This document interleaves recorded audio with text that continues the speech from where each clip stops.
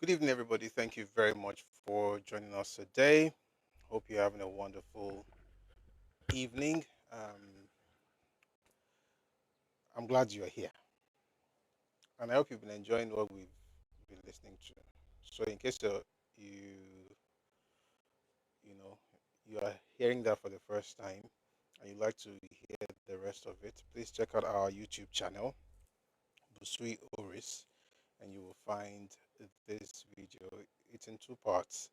The title is Declassified: Why Hausa, Yoruba, and Igbo haven't changed since 1955. Please check it out. I think it's going to help you understand Nigeria a lot better, beyond the rhetorics, beyond, oh, everything started in last election. We're essentially the same people. Not much has changed, which is good and bad. It's good because if your past was good, then that's good because that means that you are sustaining the momentum. But if it's bad, that means that you are either stagnated, essentially you are retarded because if people are, it's retrogression, right? And it's the same thing in life, not just in politics. So in life, if you're marching time, right, and people and others are going forward, you're not stagnant. You're actually retrogressing in reality, even though you are marching time. And so it's important that we're able to understand how this works, so that we also learn from the past. We don't want to be marching time, and we don't. And again, like I always say, we don't do this kind of stuff that you listen to. We don't do sessions like that in order to compare ourselves with others. I'm a Christian. In First Corinthians, Paul talked about how those who compare themselves with themselves are not wise. We are wise people here, so it's not about comparison. However, you've got to understand how we are, and how we got to where we are, and some of the things they said about the house, the challenges they had. Interestingly, they still have it. You know, hopefully things are getting better with education, with poverty, and so on and so forth. We also talked about the fact that we're the wealthiest, the Yoruba people in the Western region were the wealthiest in the country. But we had an issue, and the issue was with lethargy. A lot of people were just chilling, right? You get to a point where you are so okay that you become complacent and you're just chilling and lethargic as well. And what he said at the time was that by 55, you got a lot of Yoruba intellectuals who were trying to, arouse the people and get them out of that, steer the people out of that lethargy. And I think that that's also what we have to do today.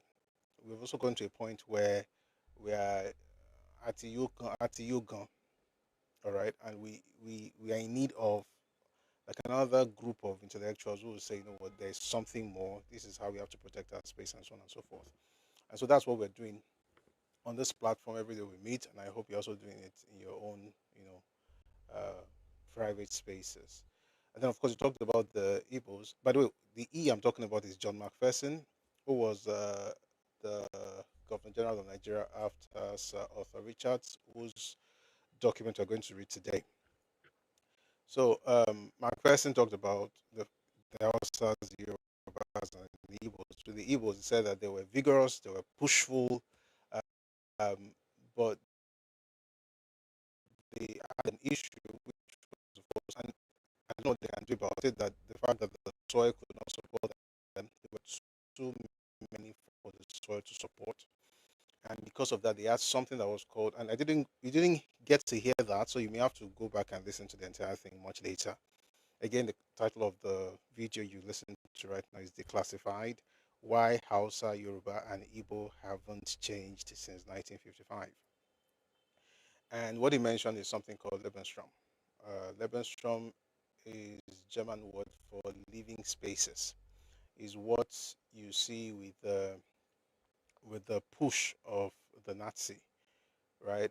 Of into Poland, for instance, the idea of expansion, of getting newer spaces to be able to dwell, and that's the reason.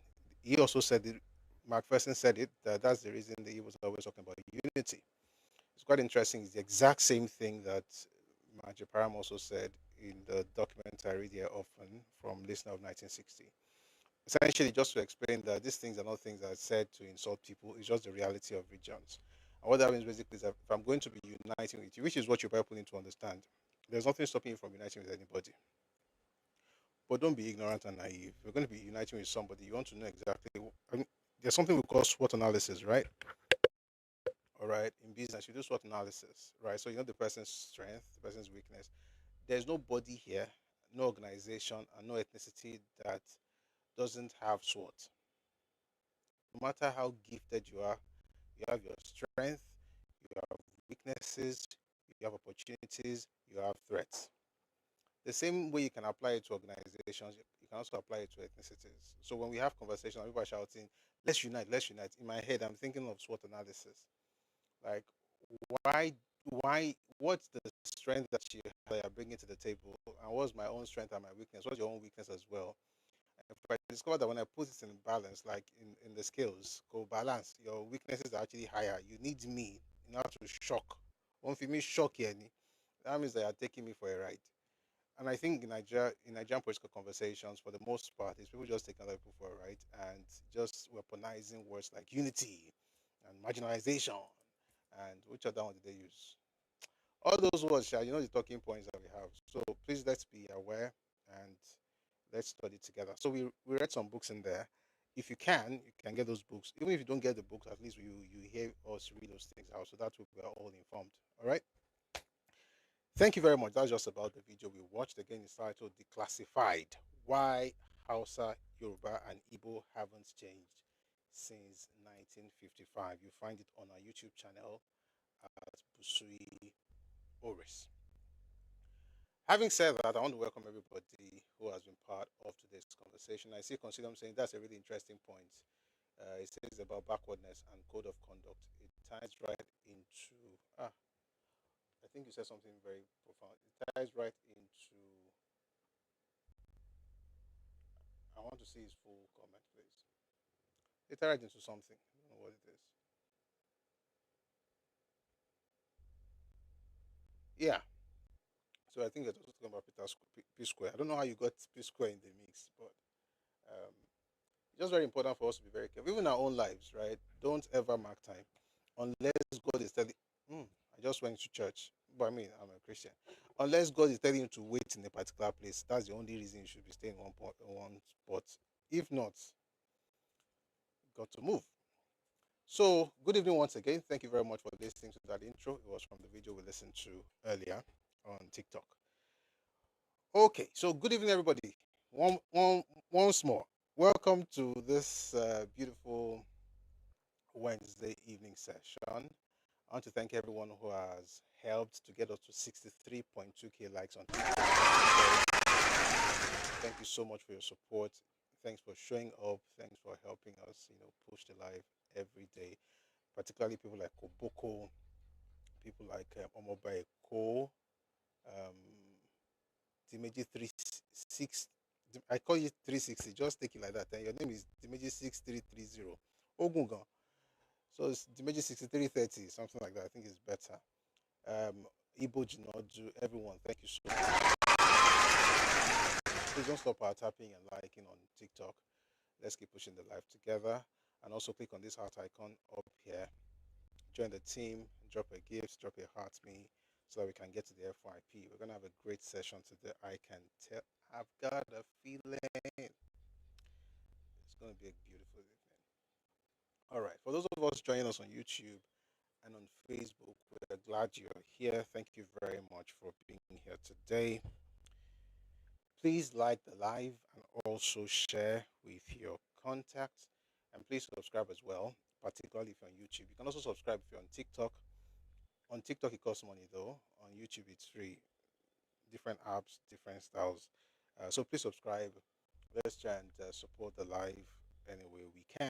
And if you're on Twitter, please like and repost. If you're on X, they call it now X, formerly Twitter. Please like and repost the live. Today, we are going to be discussing some things. Starting with our main topic, do Ibos need Igbo presidency to heal? In other words, do they need Igbo presidency in order to heal? it's a response, just to be clear, it's a response to a particular rhetoric that's been going on for a bit, and I think it's important that we all, ask that question and hopefully, you know, find answers. I have some answers, but I don't presume to be the one who has the answer, which means that you may have similar views or different views or even opposing views. That's okay. When it's time to come up, please feel free to do so and share your thoughts as well. But that'll be much later. Um, the people on Mr. Kundaye on YouTube, welcome. I'm trying to check YouTube to be sure we're good and we can get started properly. I just need to do some small things. All right, ṣé dáadáa gbogbo wa wà ó ṣe ṣọ́kò jẹ́kù ṣójú rọ̀ lọ́dọ̀ yín torí òjò yẹn fẹ́ rọ̀ ó rọ̀ díẹ̀ bí I was just hoping that it wouldn't be too heavy so that we don't have issues with our Wi-Fi, but we're good.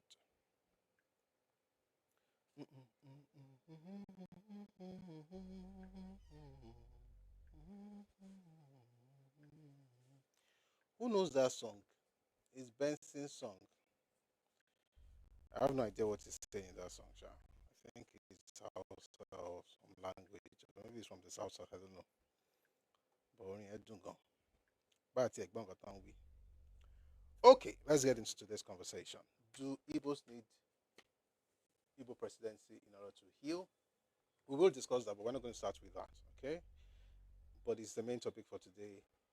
Let's just do a few things. We'll get into that, and then we'll go into other things if time permits. So let's begin today's session. Let me read everything to you. Do Igbos need Igbo presidency to heal? Arabambi versus Peter Obi, right? And also Amaechi's take. Excuse me, Amaechi's take. So these are the things, some of the topics we're going to be discussing today. And but I will assure you that we're going to spend more time on that Igbo presidency thing because that's a topic. We're going to read a lot of books in order to understand the idea properly. But let's begin with Arabambi and Peter Obi.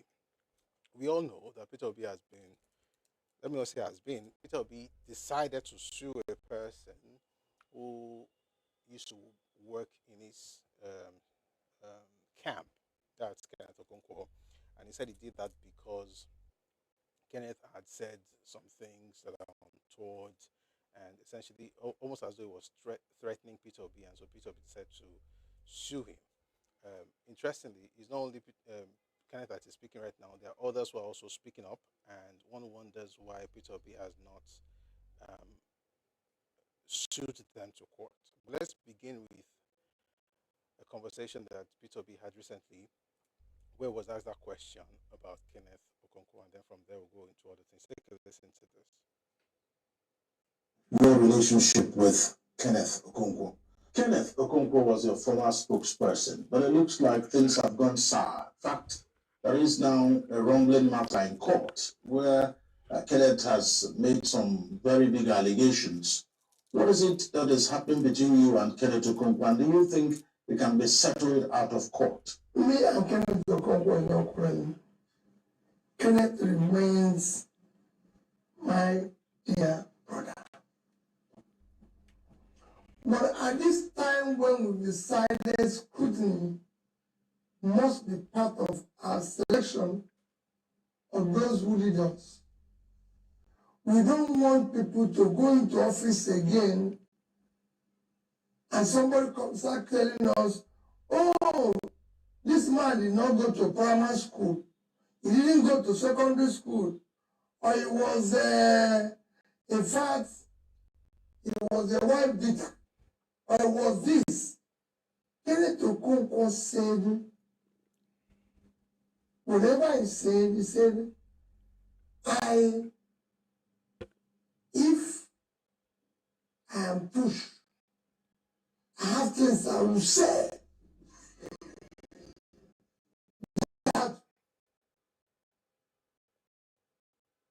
everybody will be shocked.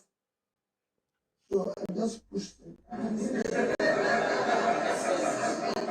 Because I want you to say those things.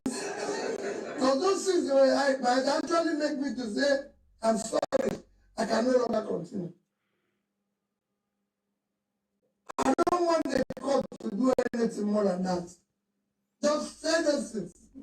So Nigerians will know whether Peter Obi, who is claiming that he went to this primary school, he went to Christ the King College, he went to Suka, he went to this and everything. etc. One of the claims people did is that he made third class. The Suka published the result. Yeah. So people have even said he didn't go to Suka. I have my records. Everywhere I have passed through is documented. Everyone. If I to tell you how bad it is, some of the schools that have been overseas have called me and said the amount of inquiries we are getting about you is this. Some will even go and say, oh, he said he did PhD in Oxford. He said he did this one. I said to them, look at my CV. What I read in Oxford is there inside it. I'm an alumnus. What I read in Cambridge is there. So I put it there so people will see it. So it is time for scrutiny. It is time to tell us Peter this background. What exactly was he doing? Where, whatever he said, you know, it is time to go and say, oh, this man who is claiming that he has one wife, have actually 3 wives. He has so many children all over the place. They want those children to come out of that so people know who they are, their number. So it's not that's the only thing. Other than that, I am Kenneth remains my brother. He chose his own path.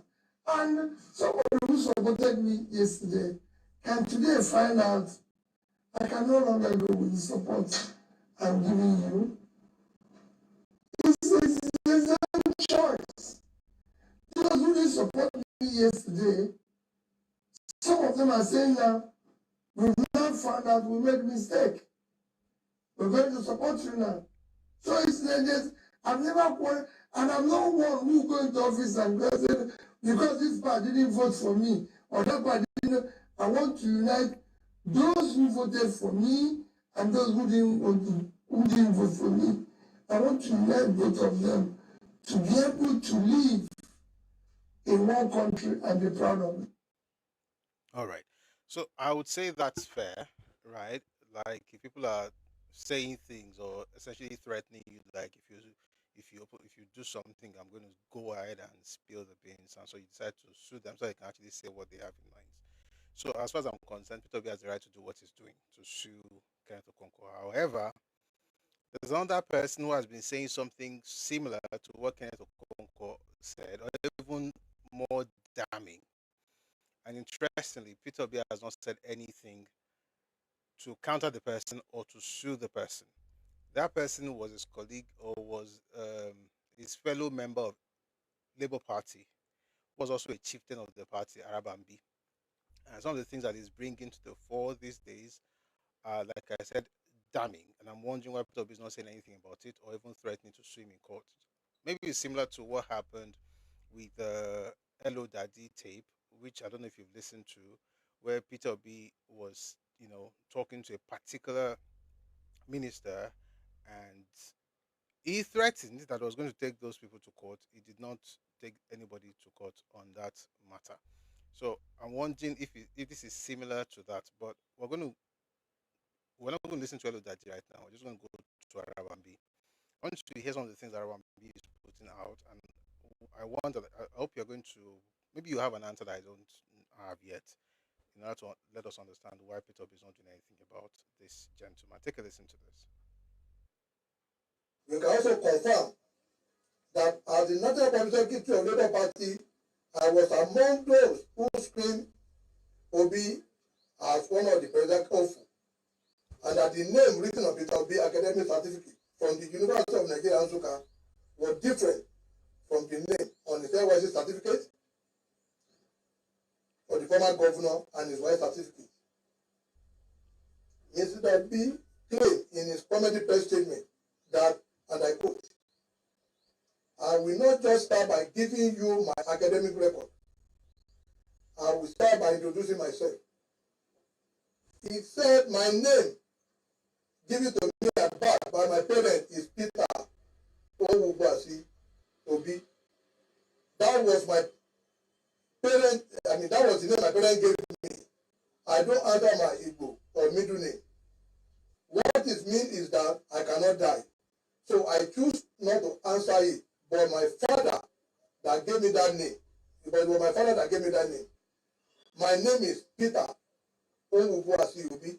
I'm a Catholic, and my confirmation name was Gregory. So you will see me write Peter Gregory Obi. I repeat, he said, you will see me write Peter Gregory Obi. In Peter Obi's brother, his firstborn, was a drug baron that was killed. He belonged to Andy Okonko, the IKB group in the early 80s. He should bring a birth certificate.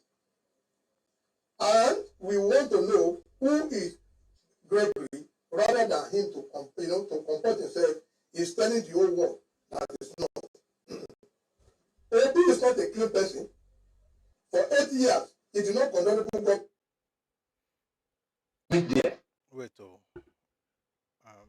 the idea that he has a brother and then to drugs. Peter Brady needs to sue this man. You know, the same way he did with Kent Okonkwo, so that we can actually get to the bottom of this thing. This whole, I think it's an accusation, at least for now. It's an accusation of drug peddling, of identity theft, things like that. That's what this gentleman is talking about.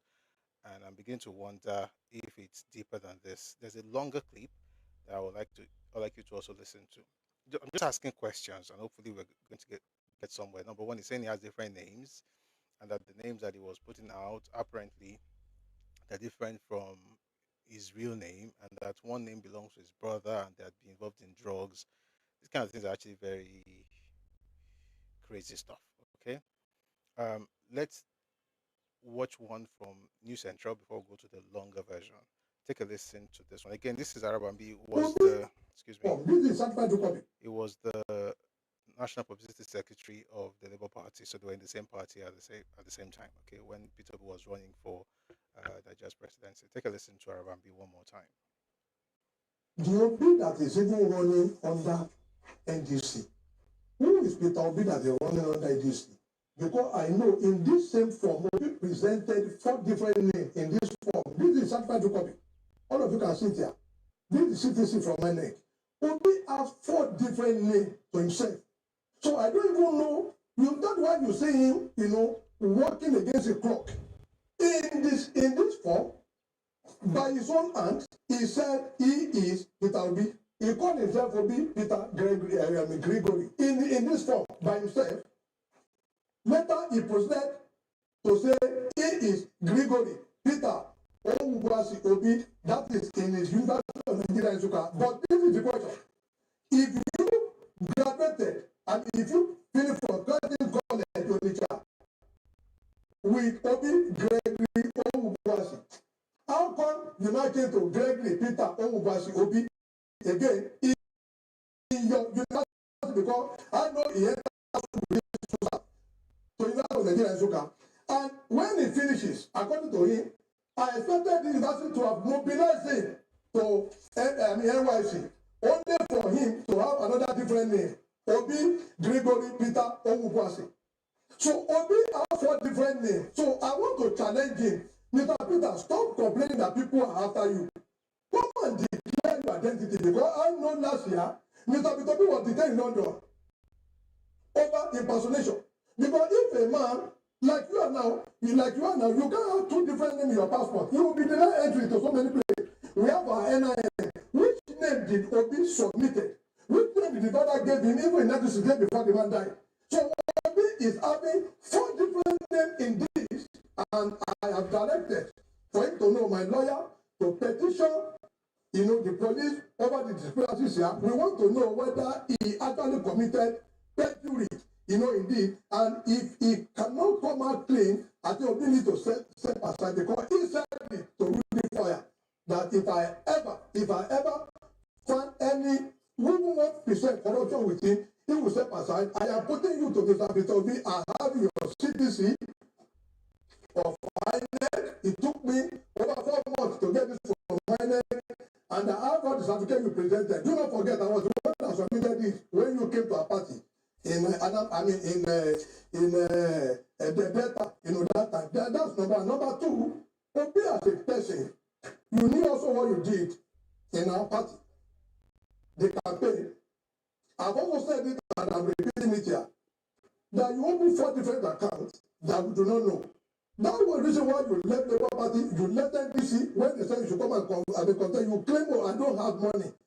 But you opened 4 different accounts, you and Aisha Yusufu, which have also asked my lawyer to petition the EFCC. The details are there. So stop complaining about federal government.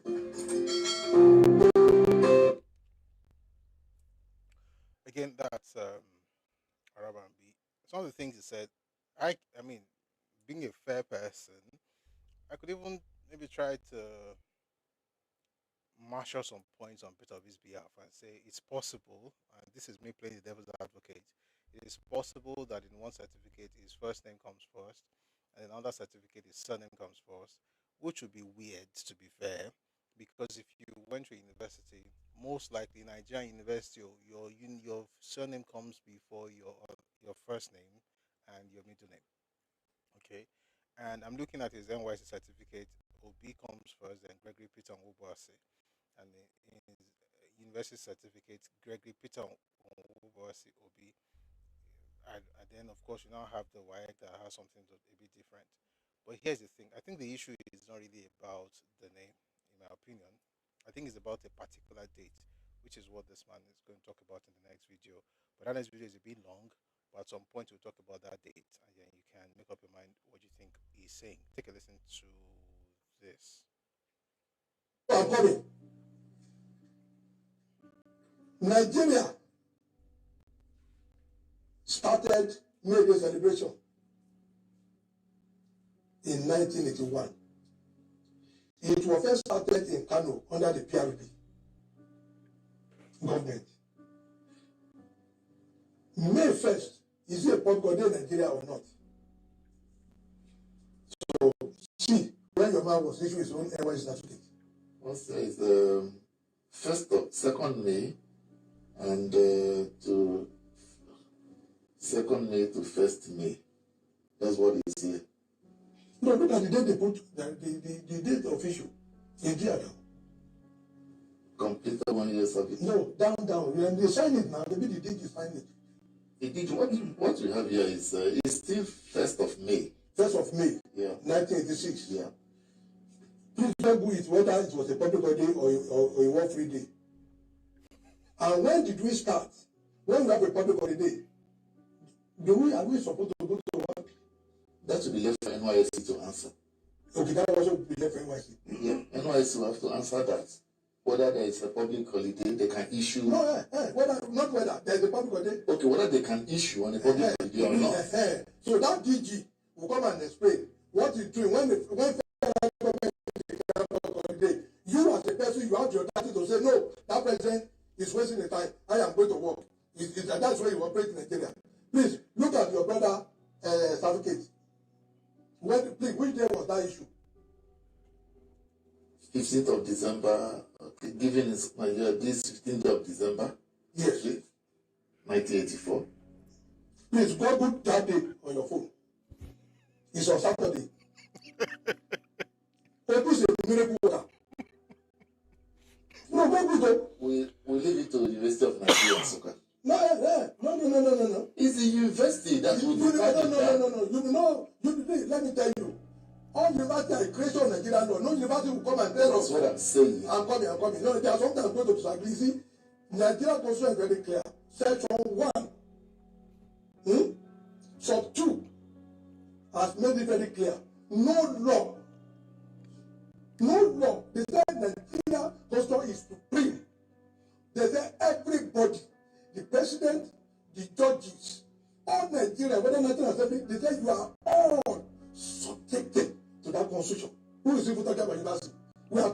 institution, they say president, National State Assembly. So somebody, a vice chancellor, will now issue certificate on Saturday because there is war in Nigeria. America want to attack us on Sunday. So that's why quickly, get them this. That's what I'm saying. Let's leave it for the university with. I know where I'm going. See, you and I know.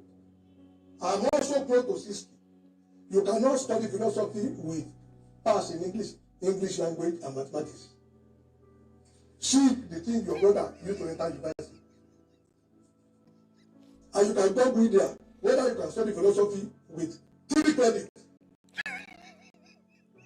So they have a lot of questions to answer. Not 3 credits here.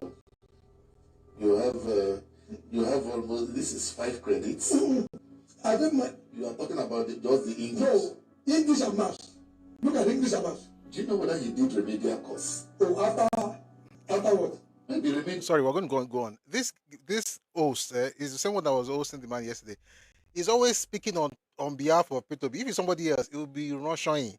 But Peter B will be making excuses for him. If he did remedial course, where's the result of the remedial course? Did they present the result of the remedial course in order for him to get to uni? I mean, it's not here nor there for me, but why are you standing up for him when you wouldn't do that for others? But anyway, let's just keep listening to Arabambi. This is quite interesting. Yeah, to get admission. Okay. Another one. Any information not supplied there is perjury. Of course, we also have information not supplied by the president. No, you said? We also have information supplied by the president that also I am not. My own is Mr. Peter Obi, Saint Peter Obi. Is the person I'm discussing. I said, look at it. Okay. They asked him, maybe you didn't understand.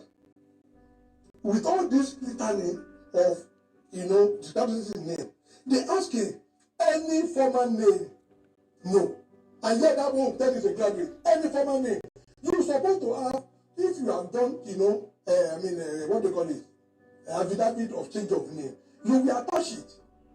But as it is now, any affidavit of change of name that will surface from a lawyer, if they cannot even make it, that will have confirmed perjury against Peter Obi. Because he did something here, he said everything he said there is what? Under oath.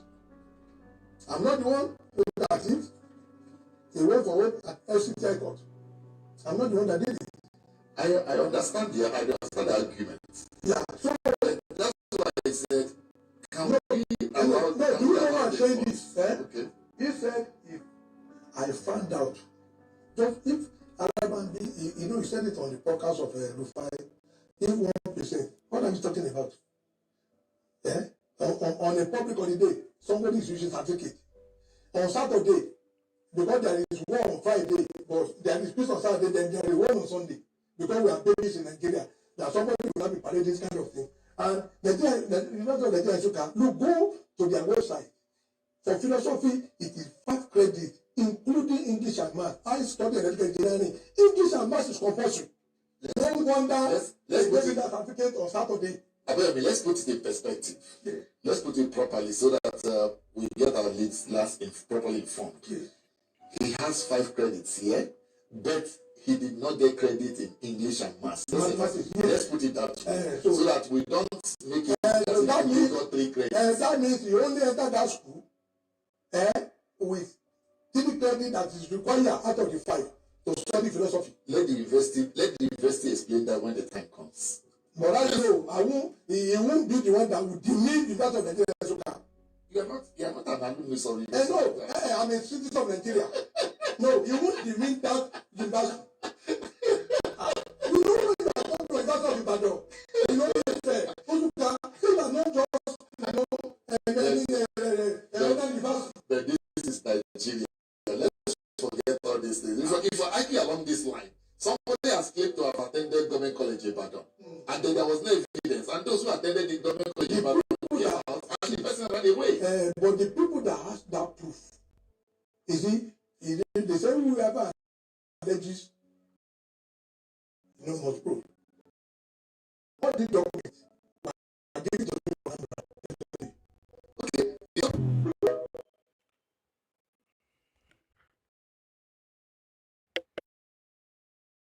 says, "Oh, you stole something," say, "Oh, but somebody else stole this matter." Maybe he's right, maybe he's wrong. Talk about the merit of this person's, talking points as far as this issue is concerned. Not to be saying things like, "Oh, but there's another person who also did something." It doesn't make sense that people do this thing. Even Peter Obi did the same thing when he was complaining about where he parked his car at the airport. Oh, other people were parked there. I parked there, they had issues with it. Were you supposed to park there?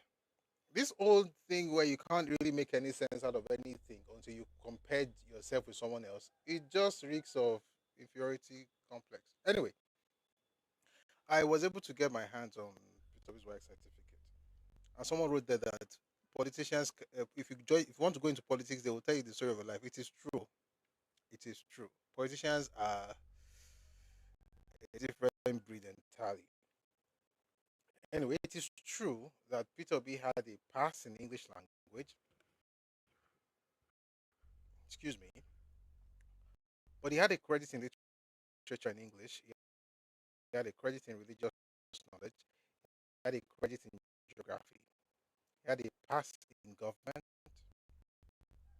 He had good in economics. Then he had a pass in math, a pass in chemistry, and a credit in biology.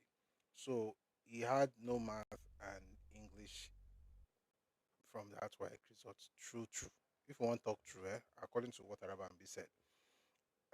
For me, I just think that I, if Peter Obi could say what he said in the first video we listened to, when he said that, Kenneth Okonkwo was saying certain things, and he needed Kenneth Okonkwo to confirm those things in court. That's why he's suing Kenneth Okonkwo. I think he should also sue this guy. Arabambi, yes, he was with him in Labour Party, but if he's saying all these things and we're supposed to not believe that these things are true, then it might be okay for them to take him to court so that he can also present these documents when they get to court. I think that's fair. All right, so that we can know how much of you know of a saint he is. One issue I have with Nigerian politicians is this holier than thou attitude that some of them have. Right? Listen, you can be different. To be honest, it doesn't mean that I'm not saying everybody is dirty. You can actually be clean. But if you run your campaign based on purity, you'll be in trouble. Because as far as purity is concerned, who defines purity? That's the question. And if you're running on purity, people will look for the tiniest things to get you out of the way. Peter Obi doesn't have any plan for Nigeria. You'll be shouting China went to China. How do you want to do it? I can't tell you. I've played this several times here. How do you want to do these things? I'm not. It's not for me to tell you. It's not for me to tell you. So you say you are better than everybody. You are purer than everybody, but you have no plans. People look for things to get you out of the way. Now it's politics, right? And the interesting thing is that May 1 stuff. How did he get his NYC certificate issued on a public holiday? That's a question we should ask. That's May 1st. How did he get his university degree certificate on a Saturday, 15 December 1984? Now, Saturday, then they released document for that school. These are questions. Then, of course, he had no credits in English and math in his work result, yet he gained admission into university. UNN should come and talk to people, sha. But Peter B needs to sue him. That's my own, sha, because I mean, Peter B needs to prove to the world that he is clean. So that's that about Arabambi versus Peter B. There are some other things that Peter B said, but I want us to get through with this news so that we can go straight to the topic of today. All right. So again, if you know Peter B, please try and tell him about Arabambi so he can sue him, and then we can know the truth and let the truth set everybody free. Or is it possible that Arabambi is actually telling the truth and Peter B has nothing to counter him? Is that why he's not saying anything? I mean, it could be your guess is as good as mine. But let's move away from this very quickly. So, we know what happened a few days ago. You had the Catholic bishops, rising against the let me not say rising against the presidency. They were the guests of the president, and after the meeting, they went on the on social media, in the media, generally speaking, and essentially castigated the president and so on and so forth. APC people also spoke against the attitude of the Catholic bishops. And yesterday, a former governor of River State and the vice presidential candidate of the ADC, Mr. Amaechi, was a guest on Channels TV's Politics Today with Shewa Kimbalwe. And he had a lot of things to say. I'd like to take a listen to that. And that's what we call Amaechi's take in the comments, in the title that you have there. So take a listen to Governor Amaechi. I shouldn't be holding. I shouldn't call him governor. It was governor, then became minister. The man has tried though. I just thought about it. It was Speaker House of Assembly in River State. Then he became governor. Was there for 8 years. Was in House of Assembly for 8 years. Became governor for 8 years. Then went to become Minister of Transport with Buhari. 24 straight years. Anyway, hopefully, I don't want him to win this next election. I want him to make progress, but nobody should remove Tinubu from office yet. But let's take a listen to what he had to say. Loss of your mother. Thank you. Yeah. How are you holding? Well, it's a bit difficult. Indeed, by great tradition, I shouldn't be here. By the way, they're not really going deep into it, but he lost his mom recently, and that's what he's referring to. Just as you should know, you have that backstory. Take a listen. That was a huge argument. Should you actually go to the television to defend your faith? When by tradition you should be at home receiving guests and all that. But you see, faith is stronger than tradition. It's what I believe in. I believe in God through our Lord Jesus Christ. So when a group of people who are not Christians get up and insult my faith, then I must get up to defend it. Do you think there has been an insult? Of course. When you look at the bishops of the Catholic Church and insult them,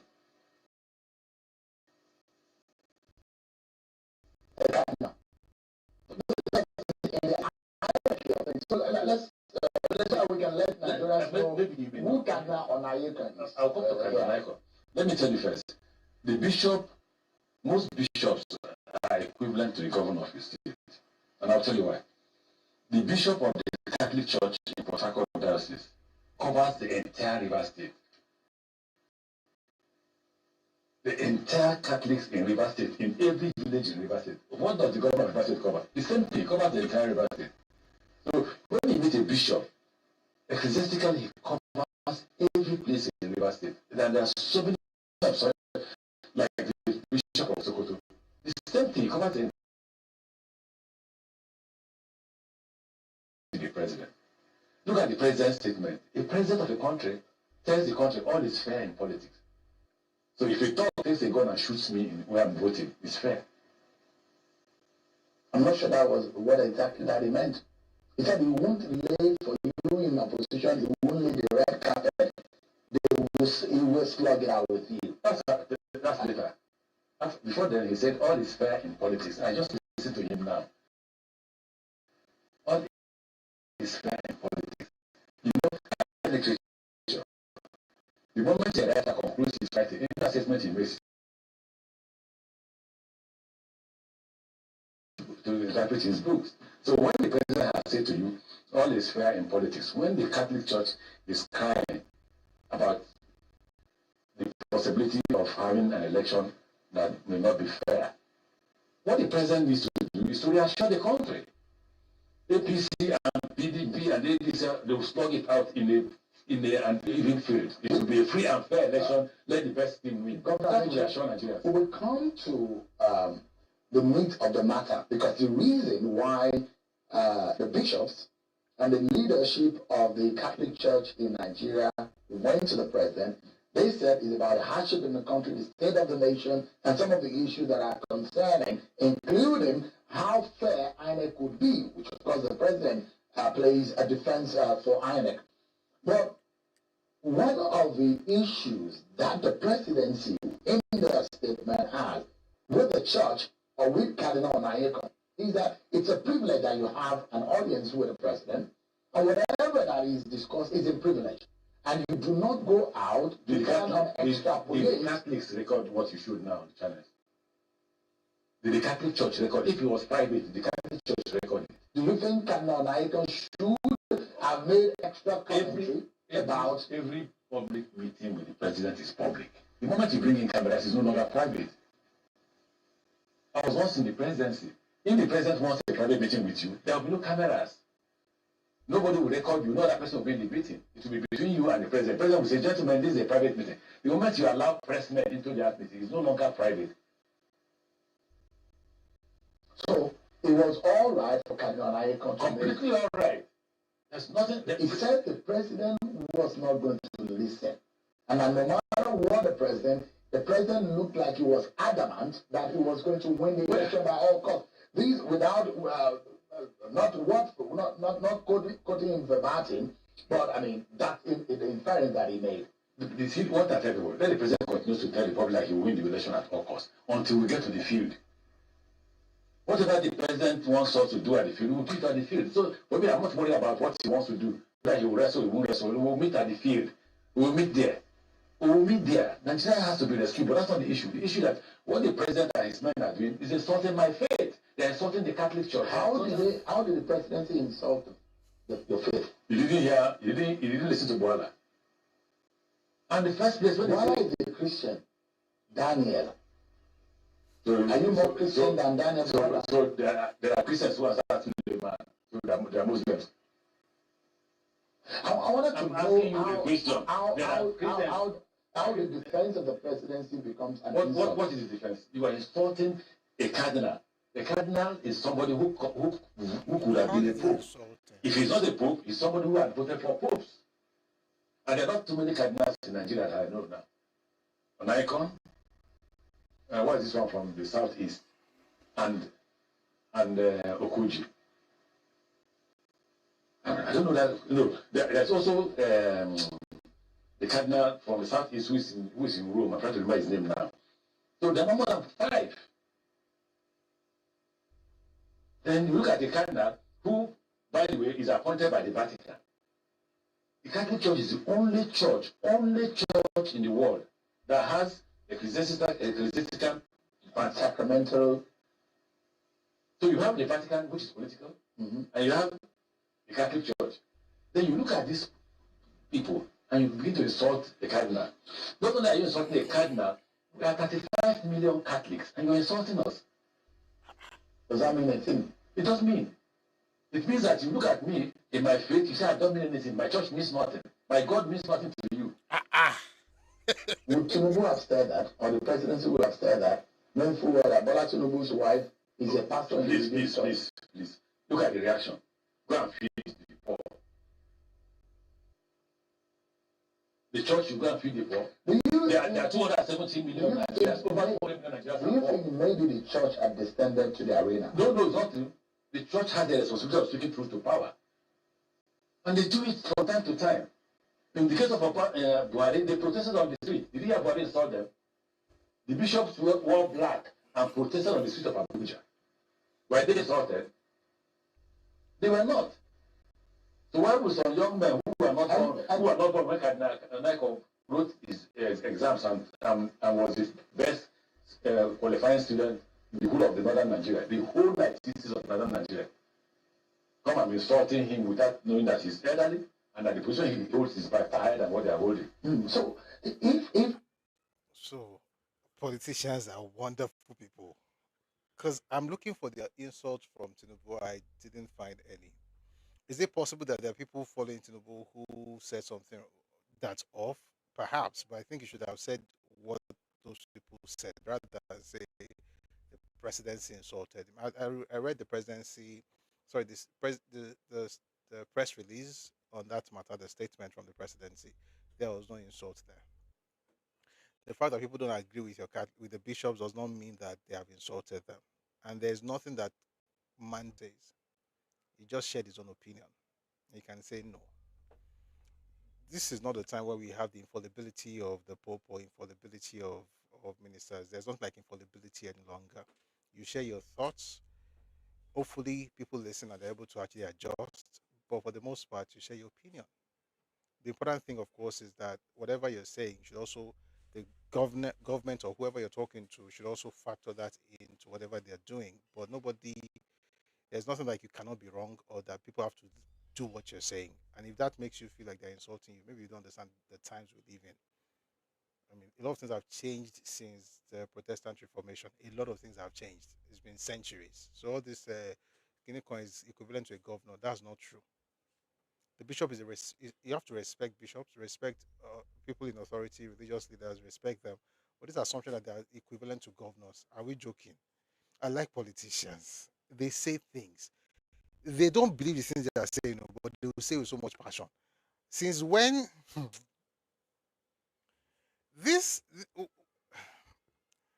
even in Europe, you say your bishop are equivalent to who? To which governor? I like politicians. Let me just put it. I like to say it that way so it doesn't sound because they just say things and I'm like, what do you really did you think about this? But yeah, come on, support with passion. And they say they insulted their faith. I'm a Christian. They didn't insult Christianity. Oh. They said the man did not acknowledge the good things being done by the government, and he was antagonizing the government. How is that an insult to Christianity? And this thing about the fact that the presidency is the way he is because he's a Muslim, every other person is against him. If you're a Christian, you have to be against him. Is nonsense. Why should I be against him because I'm a Christian? And I've said it several times. What makes people think that a Christian president is what Nigeria needs? Would I like to have a Christian president? Absolutely. Do I want one now? No. Why? Because Tinubu is there right now and is doing the things that I need to get done in Nigeria. I've listened to many ministers speech. People don't understand the problems of this country. Many Christians in politics don't understand the. Do we not have Christians in the Senate? Are there no Christians in the House of Assembly, in the National Assembly, in the House of Representatives? Tell me the bill that they have pushed that you can say, okay, because of the Christian faith, not a push around bills here. Please tell us. I'm a Christian and I want Christians to be in power. We have many Christians in the legislature right now. So tell me exactly what they are pushing that makes them uniquely different from people who are not Christians. That's when you discover that Christianity is actually a box that we tick. It's not a life we live, and it's a shame. Just tick a box, religion, Christianity. It's not like there's anything actively Christianly about you and in the way you approach the politics, concept. When they all share, I'm not talking about any specific person, though, but Nigerian politicians, they all share money now. Do they ask themselves which religion they belong to? Are we joking here? Say Christianity. Christianity kan lóyún kan tó mú 250 million àbí lọ́nà ó gbé fún ọmọ driver tó ń gbé lọ tán pàdé ó lọ́wọ́ ẹ̀. They was sent. The person now said he was working for Peter Obi. Is Peter Obi not a Christian?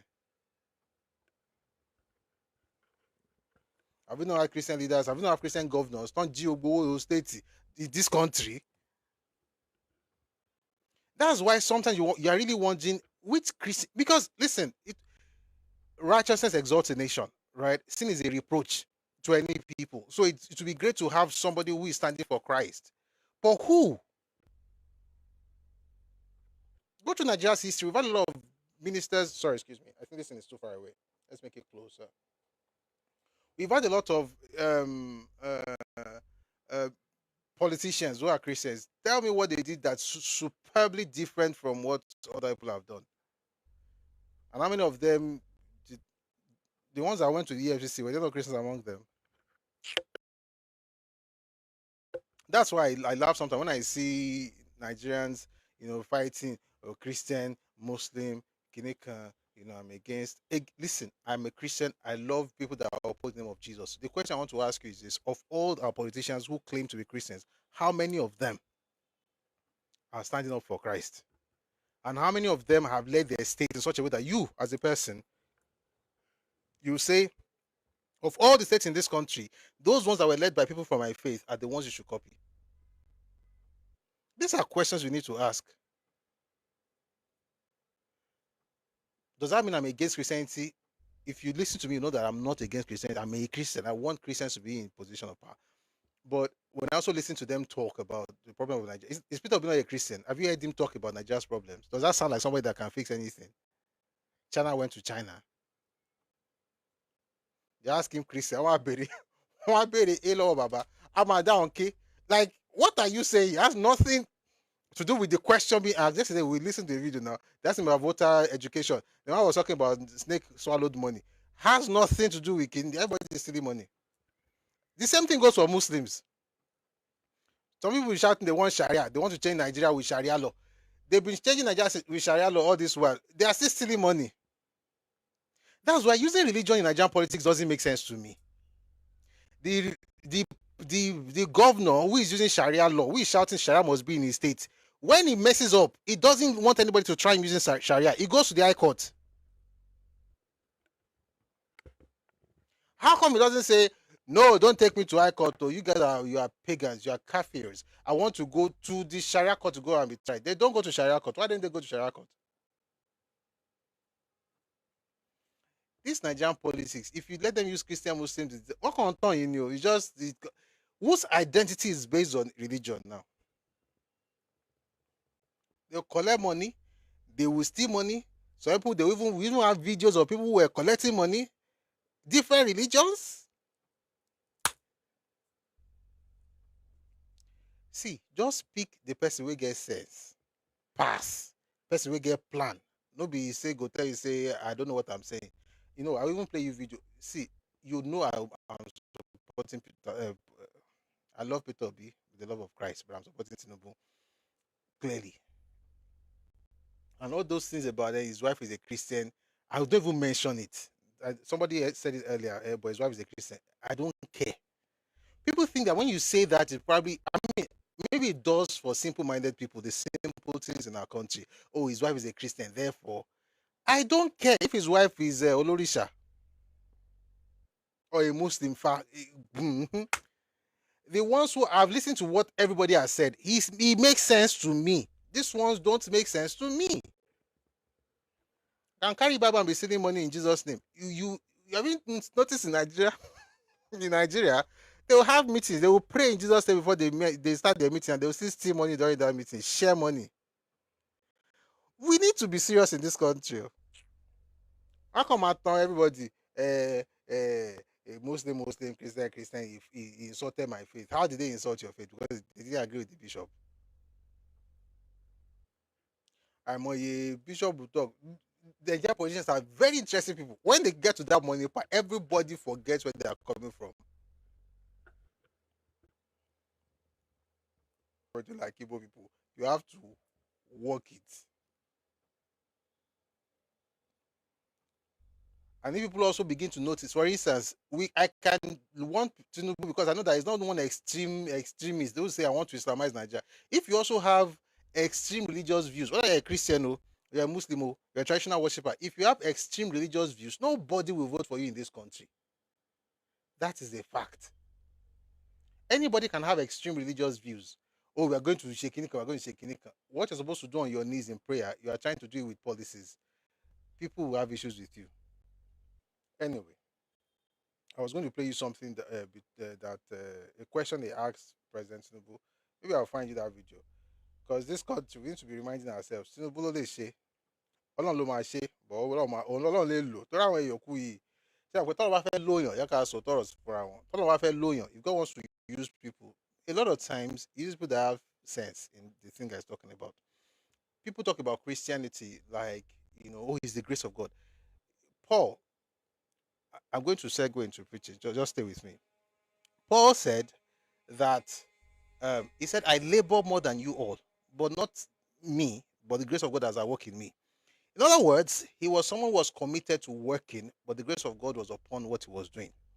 When Jesus wanted to use people, he used people who knew business, people who had something they were doing, not folks who are bereft of ideas. It's better for you to be empty and you need to be filled than for you to be useless, because if they feel you, you're going to waste what they're giving you. The point I'm trying to make with all this 20 is that let's not use religion to deceive ourselves in this country.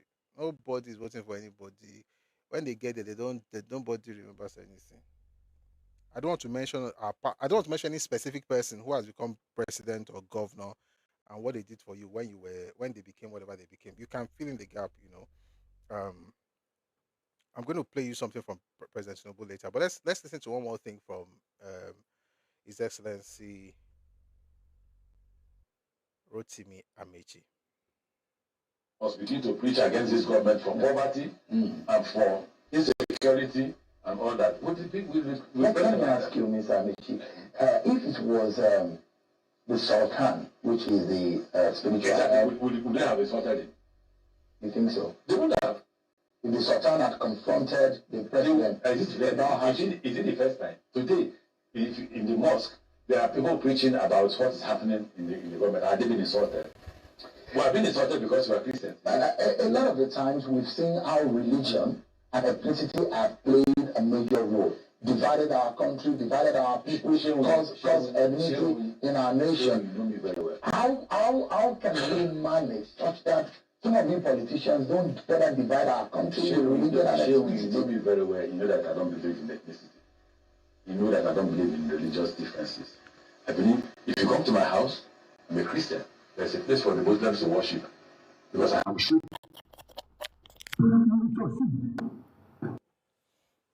Sorry, I hope people on YouTube can hear better. And I've been increasing the volume, trying to do everything to make sure that you have a better experience.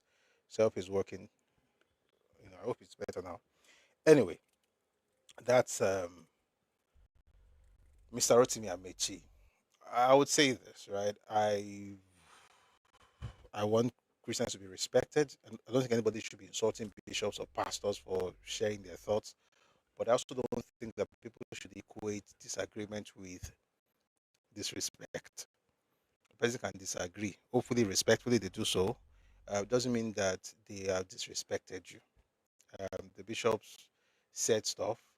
And it's quite interesting that I listened to two bishops who went on media rounds after that meeting with the president, and neither of the two, said any good thing that the president actually mentioned.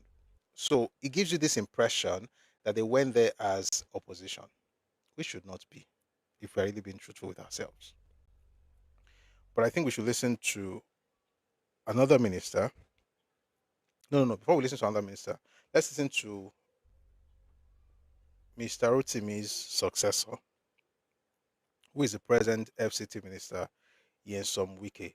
This is what he had to say in response to what the bishop said, and also what then play you what you said about Rotimi Amaechi.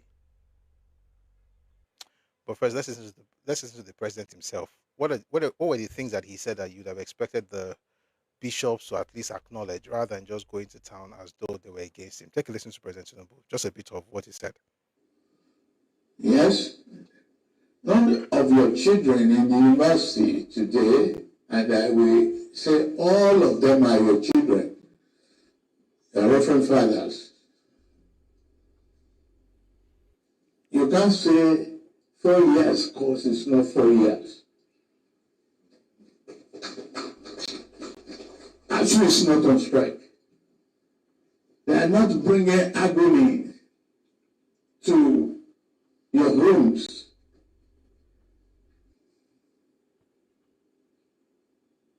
Is that not an answer to our prayers? To me, that's an answer.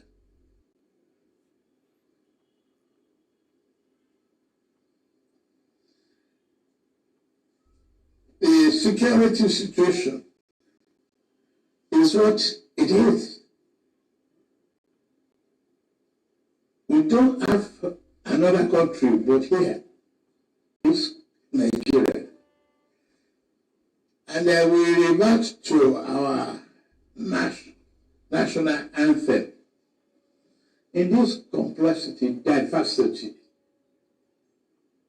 we shall thrive, live, rejoice, and be good to all of us as humanity.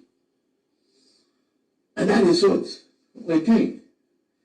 Yes, I've seen that the challenges are there. I inherited it. I didn't run away. I asked for this job. And I'm in it. All is fair in politics.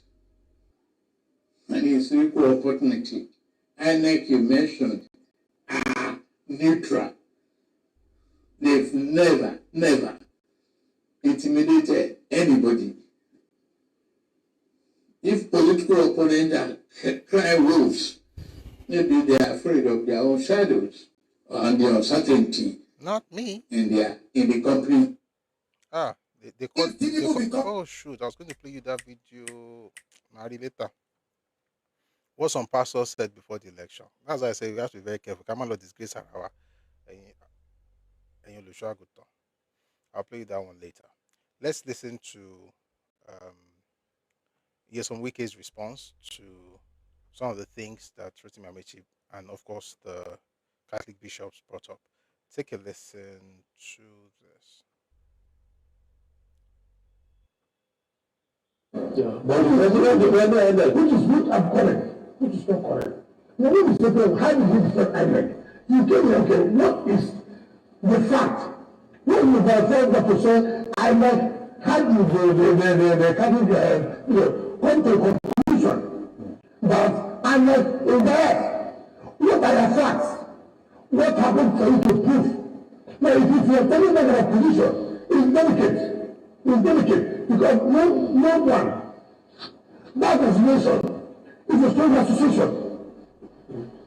You must be very, very careful. Now, when you come to the public and make that kind of accusation, now the electoral umpire is biased, you must have their facts. This is why you say they are biased.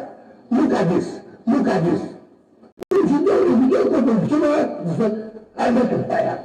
You are sending a signal to the public. The people say, from the Catholic bishops to say make it biased. Then something is wrong. And we must be very careful about it. And then they say, no, you can't say they are biased. So what is wrong? Is it better to say, okay, if I say, I make it not biased, it's good.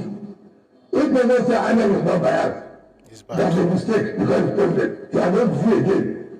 You don't have a clue. To tell you why we should be careful in politics. That's why we are saying that associations like that, bodies like that, have to be very, very careful. When one of the values that settlement was made, what happened? People like Atiba, people like picked it up. So, you cannot say this about a Catholic. The point I'm making is that having made that statement, it will appear you have not done the work for the opposition party. And that's why people like Atiba came up. So say, you cannot talk to them like these are things you have to be very careful. And I know they're sitting. If you come to me now as a minister, right, and you make that kind of general assertion, for Christ's sake, I have to say yes or no. Because you don't come to tell me Joseph is bad. What are the facts? I have told people that, let me tell you, I have told people that to be very careful. To be very careful. For example, we are not going. Most of them don't know the matters in court. We don't know. We are not lawyers to each other's side. Uses the public has propaganda without telling the public the truth of the matter, not the matter is or was, as the case may be. They will have impression or the future have been used. Anyway, the point we're trying to get in from all of this is I think the ministers themselves make themselves an opposition when you say things like INEC is not doing the right thing. What exactly have they done for you to say they are corrupt or they're incompetent? These are the questions that I think ministers should, maybe ask themselves before they speak in public. And I want to say something to pastors, or if you're a Christian, particularly if you're a minister. Politics is a totally different world. Please try and understand what is going on there. Or yes, they'll just use you and insult you and drag you, and nothing will come out of it. Hopefully, that will not happen to you. Something happened last election. I'll play that later because Pastor Abel Damina talked about it. I'm going to play it later. But before I do that, let me play you something from another Catholic who has a different view of this whole thing, because Mr. Amaechi came up and said, I'm a Catholic, they insulted us and everything. This is another Catholic. This is Senator Ojus Okado. Your Excellency, sir, I have two questions for you. One is that what do you think about the Vice President Kashim Shettima's coming back? And also, what do you think about the Catholic bishop visit to Mr. President? Well, I will start with the Catholic bishop. To me, the Catholic bishops are conscious of the country, and once they give advice, their advice is not for or against. Their advice is just for any sitting president, any sitting leader to see things the way it should be. There is difficulty in Nigeria, there is no doubt, and it's not the fault of President Bola Ahmed Tinubu, and we have been able to capture the microeconomy, and the micro is what we are having problems, as I've always told people. So there's nothing new about the Catholic bishops visiting. They are clergymen with their conscience on what they speak, on what they say, and I support the visit of the Catholic bishops. It promotes the president to work harder, because the Catholic bishops are just telling him the day it is. Even if we politicians can lie to him and say things are good everywhere, the Catholic bishop can never say that, and that is why they are Catholic bishops.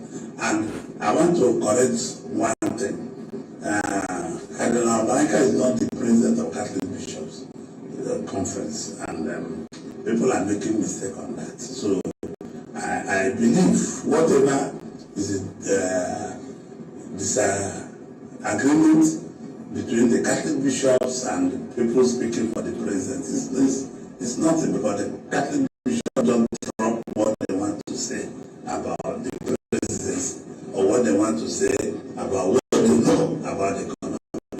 It's left for us who work with President Tinubu to take back to our rooms and analyze what they say and come out with beautiful things that will make Nigerian people to be proud. I played that because I also wanted to create that balance. So it doesn't look like one is against Catholicism. He spoke up for the church without having to denigrate politicians or saying that people are against Christianity because they don't buy what the Catholic bishop said. That's why I play that. Now, before we go to other things, I'm going to do this, maybe a few more clips. We'll go to this topic of today, and then we'll go back to the news. I want to talk about the Duke stuff, maybe later, if we have time later today. If not, we'll do it tomorrow. But before we go to discuss if Ibos need Igbo presidency in order to heal, I want to play you something from a fellow minister. And I hope Christians, particularly ministers, listen to this, because I'll land there. Take a listen to this. If Tinubu becomes president of Nigeria, there is no God in heaven. And that is why the confusion that happened during the election happened. That confusion exposed the church. All these false prophets that paraded themselves all over Nigeria, they started by saying Tinubu will not win. Then after they declared him winner, they now say he will not be sworn in. They now say on the day of swearing in, he will be arrested. And Obasanjo has prepared soldiers to take over government. Nonsense. Even their minds is corrupted. And that is why we keep saying, calm down, let's teach you Bible. You call us heretics. Let ignorance disgrace you before the world. Some churches fasted and prayed for Tinubu to die. The man is your commander-in-chief. Deal with that.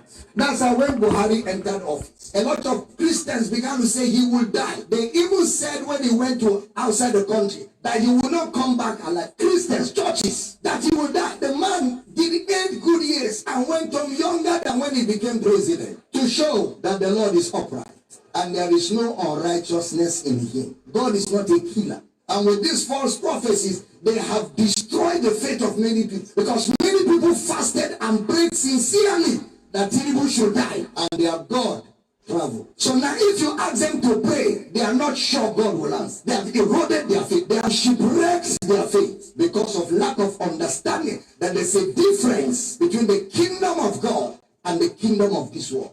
How many of you remember I told you that this thing God is not involved. Did I tell you that? It's a contest. It's a competition amongst men. And in a competition, men set the rules. In a competition, men draw the borderlines. In a competition, men judge the competition. And in a competition, men announce the winner of the competition. True or false? Anything that a man will set the rule cannot be God. God is not a man. Your elections, the rules are set by men. Your constitution is drawn by men. It's not Bible. It's not God. It cannot be God. God does not install presidents. God does not install presidents. Men vote who should rule them. There's a process that is set by men. And men will determine who wins. And men will announce. Didn't you go to school? It is called a democracy. What is a democracy in social studies? Government of the people, for the people, by the people. How did you bring God in?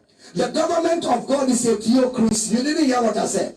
The government of God is a theocracy. That is God's government over his people. There is no theocracy anywhere in the world. It is democracy all over the world. That is why preachers in America kept saying Donald Trump will win, and kept saying it. In fact, one woman of God was on television praying, oh God, send African angels to come to America and make Donald Trump win. Look at caricature, disgracing themselves, men and women of God, embarrassing themselves before the world, before unbelievers, before other religions, making a caricature of themselves, allowing themselves to be overtaken by lust, ambition, and greed. All of us want Nigeria to be better, including myself. I want, but it can never be the kingdom of God. It can never be. It is still the kingdom of men. It is still operated by men. And anything that men do can never be perfect. Anything that men are involved, anything that it is orchestrated by men, within the boundaries of men, it can never be perfect.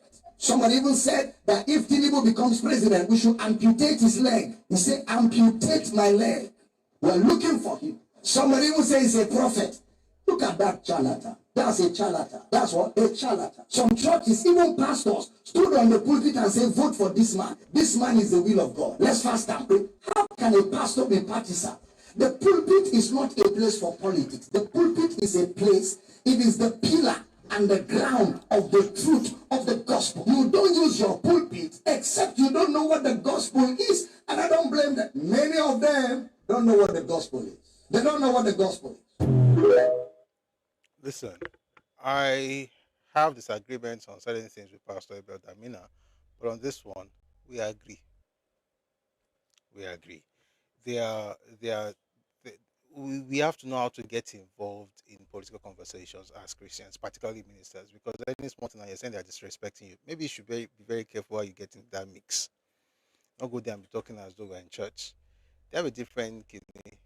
And all those pastors who gave those prophecies, I saw one is in prison now for another case.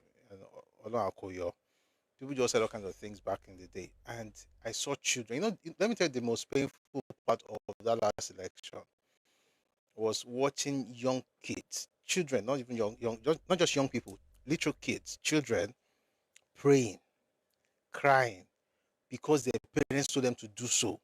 Because their parents assumed that if those kids cried and prayed to God for Peter Obi, he would win. You saw the video all over the place now. How would you put children through that kind of thing? Then years later, those kids will tell you that they don't believe in Jesus, they don't believe in God anymore. You'll be crying all over the place and say Satan has taken over. You were one of the people that Satan used, just destroying the faith of young children. What's the business of kids bringing them into a place where you made them pray, crying with tears in their eyes, on their faces? Then you now put camera son. The children were now praying. You now put those videos on social media. Like children are praying for Peter Obi. Has it become president now? I don't know what people are doing with all this faith thing. And God cannot be mocked. God cannot be mocked. You can't be shouting China went to China, any small thing in Bangladesh, and you expect that you are the one that, even if God was the one appointing ministers or presidents, does he appoint people like that? Look to the Bible. Was Daniel like that? Was Daniel telling the king of Persia that, oh, Egypt went to Egypt? Was that what Daniel was doing in the courts of the king?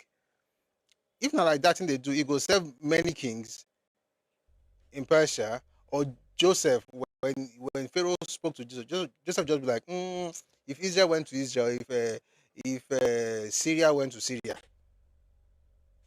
he had strategies. He had a plan. He told him what to do. We're going to take 20% of whatever we're earning. We're going to save 1/5. Then after a while, we'll take this from the people. We'll give them grain. After a while, we'll go from a percentage of the agricultural produce to livestock. From livestock, we'll go to real estate. From real estate, the king owns everything. The king apportions lands to them and gives them grain. Everything is strategically stated. You can read Genesis. Some things in the Bible is not just about religion. You find strategy, clear-cut plans. Like even if you implement those plans in your own business today, you see the effect. Not be shouting, say I went to Egypt.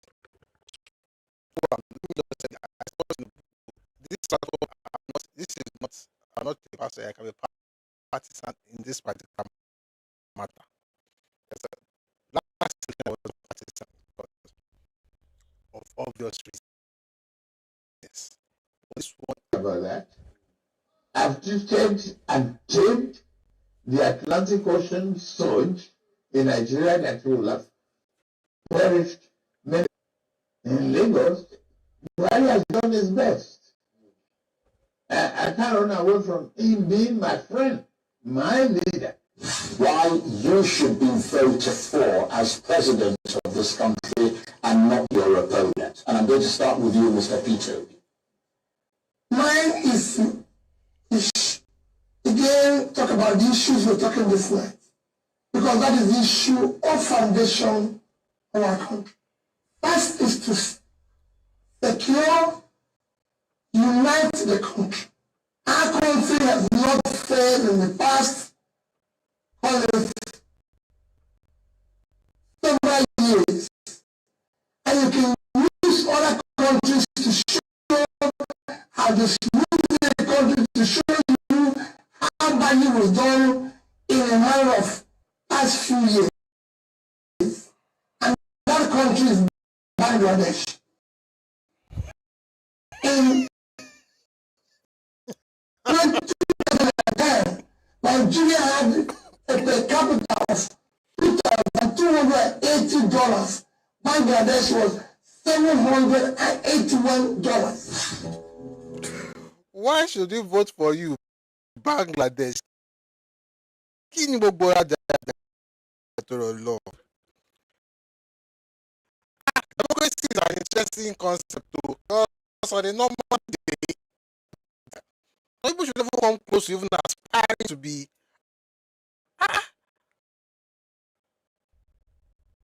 Bangladesh. Tí ó bá jẹ́ China, á jẹ́ Vietnam. Tí ó bá jẹ́ Vietnam, á jẹ́ Egypt. Àbí kó jẹ́ Bangladesh. Or kó jẹ́ one country. Kò lè fi. He would never use his own state to explain why he should become president. Tinubu just told you what he did. He literally tamed the ocean. I was there. I went to Bellow Way, VI. You know how that place was. A Northerner comes down and says, oh, because he's a Muslim, he must not get there. I'm a Christian, I must have it. What if that man actually knows what he's doing more than the one who is shouting, Kini, Kini? So I should be following Bangladesh because I want to prove faith. Ẹkáàbọ Kini now, Joko can do any. We're all children of God, but nobody say we just be blind. Say because somebody's name is Peter or Paul or John, therefore the person knows what they're talking about. We'll come back to other news, but let's get to today's main topic. Before we do that, let's do a little housekeeping. Thank you very much for joining us today. We've been having conversations about the news, discussing Arabambi's statement against Peter Obi, the things he said against Peter Obi. We also looked at Amaechi's statement on Channels TV yesterday. We're going to pivot into something else. Now, before we do that, I want to thank everybody who is here and those who have been giving gifts. Thank you so much, Sidan, for that generous gift. And thank you so much for your support. And everyone on TikTok who has been giving gifts, I will not stop to acknowledge, but I really appreciate your support. Thank you very much. Thank you very much for your generosity. If you're on YouTube as well, you can give if you want to. There's super chat you can use to support the live. Also subscribe on TikTok. You can also subscribe on YouTube. And if you're on Twitter, please like and repost. If you're on YouTube, please like, share, and also subscribe. And Facebook as well, please like and share. Thank you so much for the gift once again, Titan. And if you're on TikTok, please like and subscribe. And also, let's give gifts. These things help the live to get to the FYP. Now, to this topic. Do Ibos need Igbo presidency to heal? I'll tell you why we're having this session. We're having this session because I listened to an interview where the question of the war and of the need for healing amongst Igbo people was posed to a particular gentleman, and his reaction and his response actually made me wonder if he wasn't trying to manipulate the rest of us or gaslight us into submission, which will not happen, by the way. The same question was posed to Peter Obi in the interview that Seun Okinbaloye had with him, and he also said something similar. And I felt maybe we should actually deal with this and actually maybe get into some books and understand what actually happened and how did we get to the point where every single time people talk, they're talking as though the war happened yesterday. Now, I put out an article. I wrote an article. I've not posted it, but it's going to be up later tonight. The title is President Tinubu must fulfill Buhari's promise. You know, and has to do with the promise that Buhari made to the Southeast. The truth is that people are still having PTSD. They're still suffering from the effects of propaganda. Now, you would assume they're suffering from the effect of the war, but I beg to differ. And why did I say that? I'm going to get into some of those things today, and hopefully at the end of today's session, we'll know the social perspective, we'll understand the social perspective, the political perspective, and in some interesting way, the religious perspective, and why some of these things may nothing is impossible. It's not like Igbos cannot become president or whatever, but why has it been difficult for them to have that? And what do I think they need to do? Let me first state that I do not think that an Igbo presidency is going to heal Igbo people. Why did I say that? That's a conversation we're going to have today. But before we do that, I'd like us to listen to what I heard that made me say we're going to have this conversation. So let's begin with a particular interview that was conducted on Arise News. And a lady was talking to an older gentleman who is a Northerner, and she said something about the fact that Igbos were marginalized and whatever, and then he posed a question and she went dumb, in my opinion, because she couldn't answer. This is how that went down. Take a listen.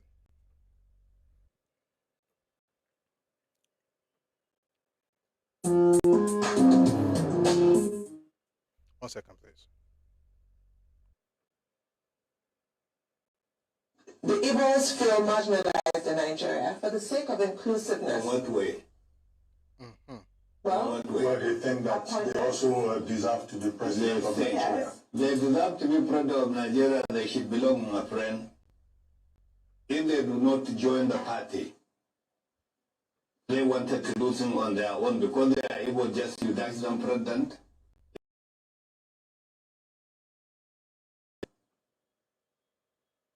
For fairness, for justice. Wait a minute, my friend. Which equity, which justice are you talking about? We are talking of politics. We are talking of politics, Dr. Rudy. Politics is issue of votes. My good friend, blessed memory, M.K. Abiola. What happened? He defeated Bashir Topa in Kano. Is M.K. Abiola from Kano? Did he? Answer me, any one of you. No. He did not. Isn't it? But he defeated Bashir in his hometown, Kano.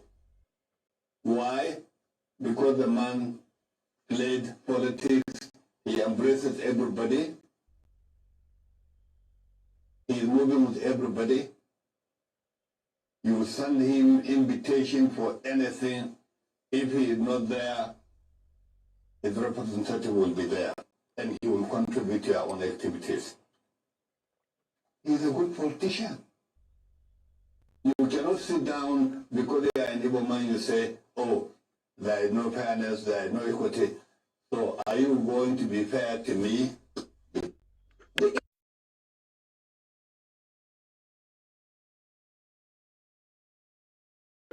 That was Ismaila Issa Funtua on Arise News.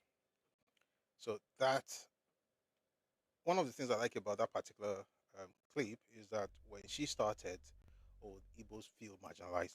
Listen, you can feel anyhow. And then he asked the question in what way, and she couldn't. And I'll tell you why she couldn't. Because we have talking points, we don't have enough knowledge. We just say things. What does it mean to be marginalized? Have we ever had an Igbo president in this country? The answer is yes. All right. Do we have ethnicities across Nigeria who have not produced anyone? The answer would be yes, many. Igbos have had two.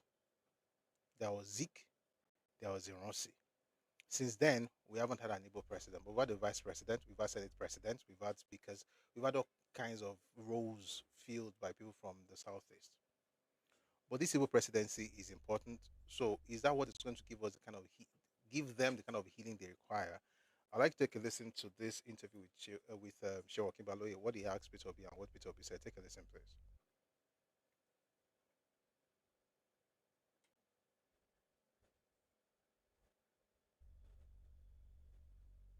Fully integrated in terms of the politics of this country.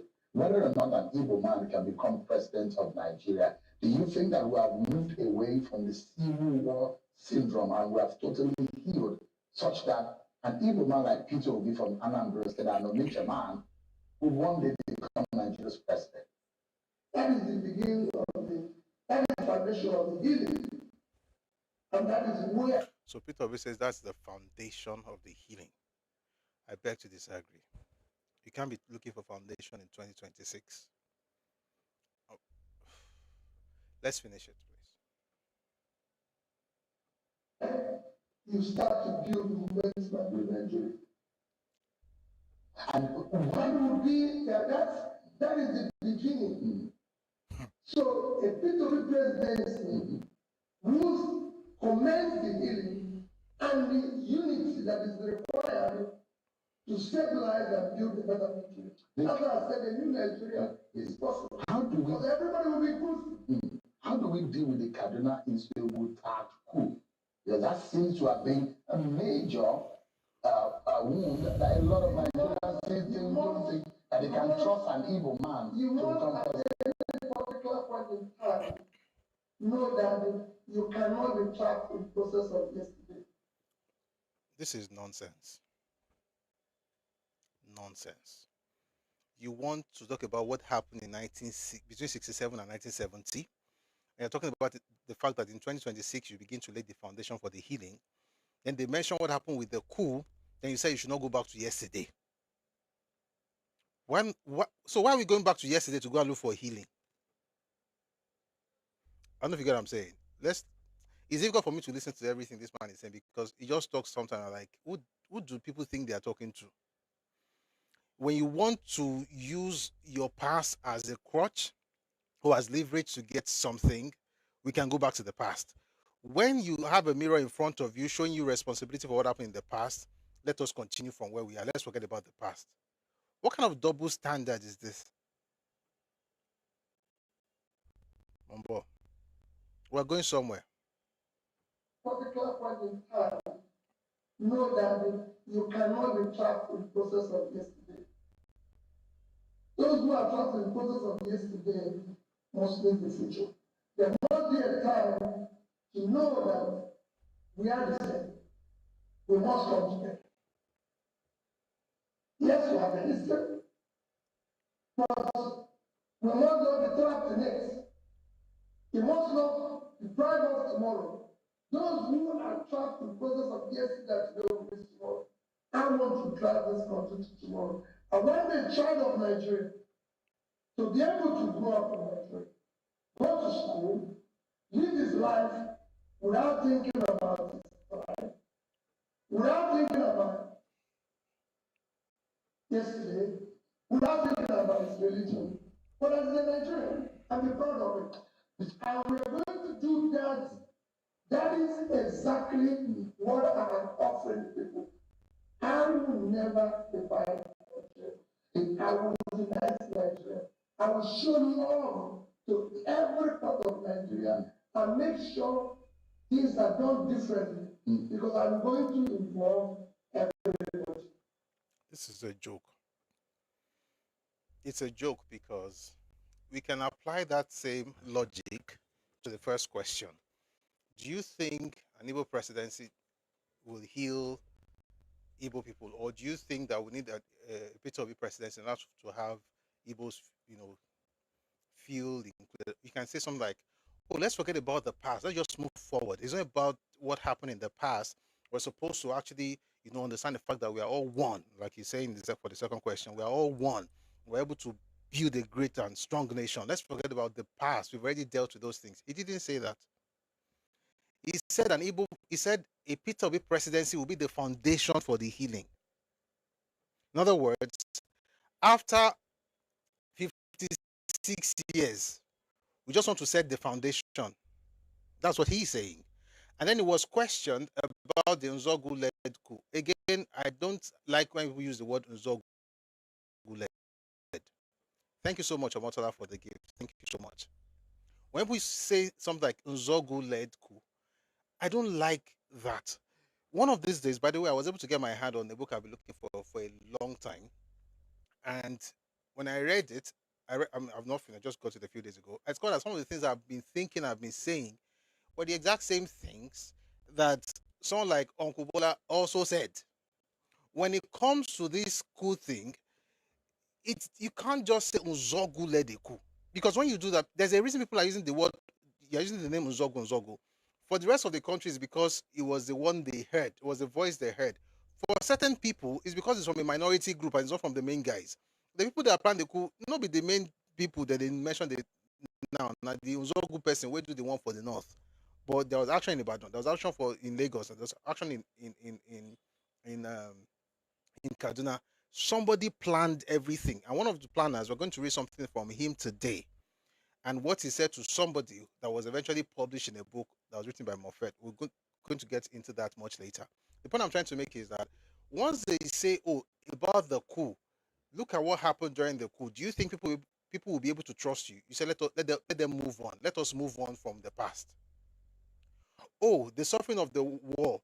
Do you think an Igbo presidency will heal? Oh, let's go back to the beginning and go and do it. You must think the people you're talking to don't know what is happening to the rest of us. Sorry, don't know what you are trying to get, what you're trying to get across to the rest of us. You are essentially introducing double standards, using one yardstick to measure whatever it is that you want to do, and another one for the rest of us. So you will live in the past. We should move forward. So every time we have conversations, when you want to use people's heads, you remind them of your past. And then you tell them, when they tell you of their own issues, you tell them to face front because the future is bright. Oshe, brighter grammar. Now, that's one video. I'm going to play you another clip. I'm going somewhere. We're going to read a few things. I just want to set the right proper foundation. Someone says Ifajuna Iboku. It was an Iboku. And I've mentioned the people that planned the coup so many times, right? So by now, I'm sure everybody here probably should know Ifajuna, Okafo, Oji. Those are the three original planners. We have a video that we did on 29th last week. I think it was 29th July, where we went into everything. So you can check it out to understand, those names. One of them, I'm going to read his report later today. This is another Igbo man who talked about Igbo presidency and healing and whatever. Take a listen to this. This was on Arise News, by the way. His name is Dan Ulasi. He's the chieftain of the People's Democratic Party, and Rufai Oseni interviewed him on Arise News, And this is how it went down. Take a listen to this. Oseni, let me tell you something. I want to learn from you this morning. In 19... we went to Jos at the first PDP convention that finally brought Olusegun Obasanjo as our candidate. Shehu Shagari had organized all the northern delegates and came into Jos to support Alex Ekweme. And I'm happy that he's still alive. Ibrahim Babangida had to intervene and called all the northern leaders that if Alex Ekweme was allowed to be president, it will make nonsense the coup. They carried out that removed him and Shehu Shagari. That's why we lost the convention, the presidential primary in Jos. So we all went into, I think it was Jos Hilton Hotel or something, and most of us weeping. Is that what happened? And Shagari said he has done his best, that the military was still running their affairs, instructing people what to do in parts of the country. But most importantly, Christian, let me tell you something. There's a situation we find ourselves, and you start to ask, why is it that God brought all of us in this country? Number one, God did not bring all of us into this country. The British did. Let's go on. If we cannot explain why or ask any question why God did, we can explain why. It had to do with the Royal Niger Company and eventually how they sold this country to the British Crown in 1899 to 1900, and how they took over, the government took over the entire colony, and then of course turned this place into their colony. That's what happened. There's nothing supernaturally unexplainable about Nigeria's beginning. You say God, which God? That. And we have thought that in the end of the Civil War, now we have 6 component parts of this country. Gowon is still alive.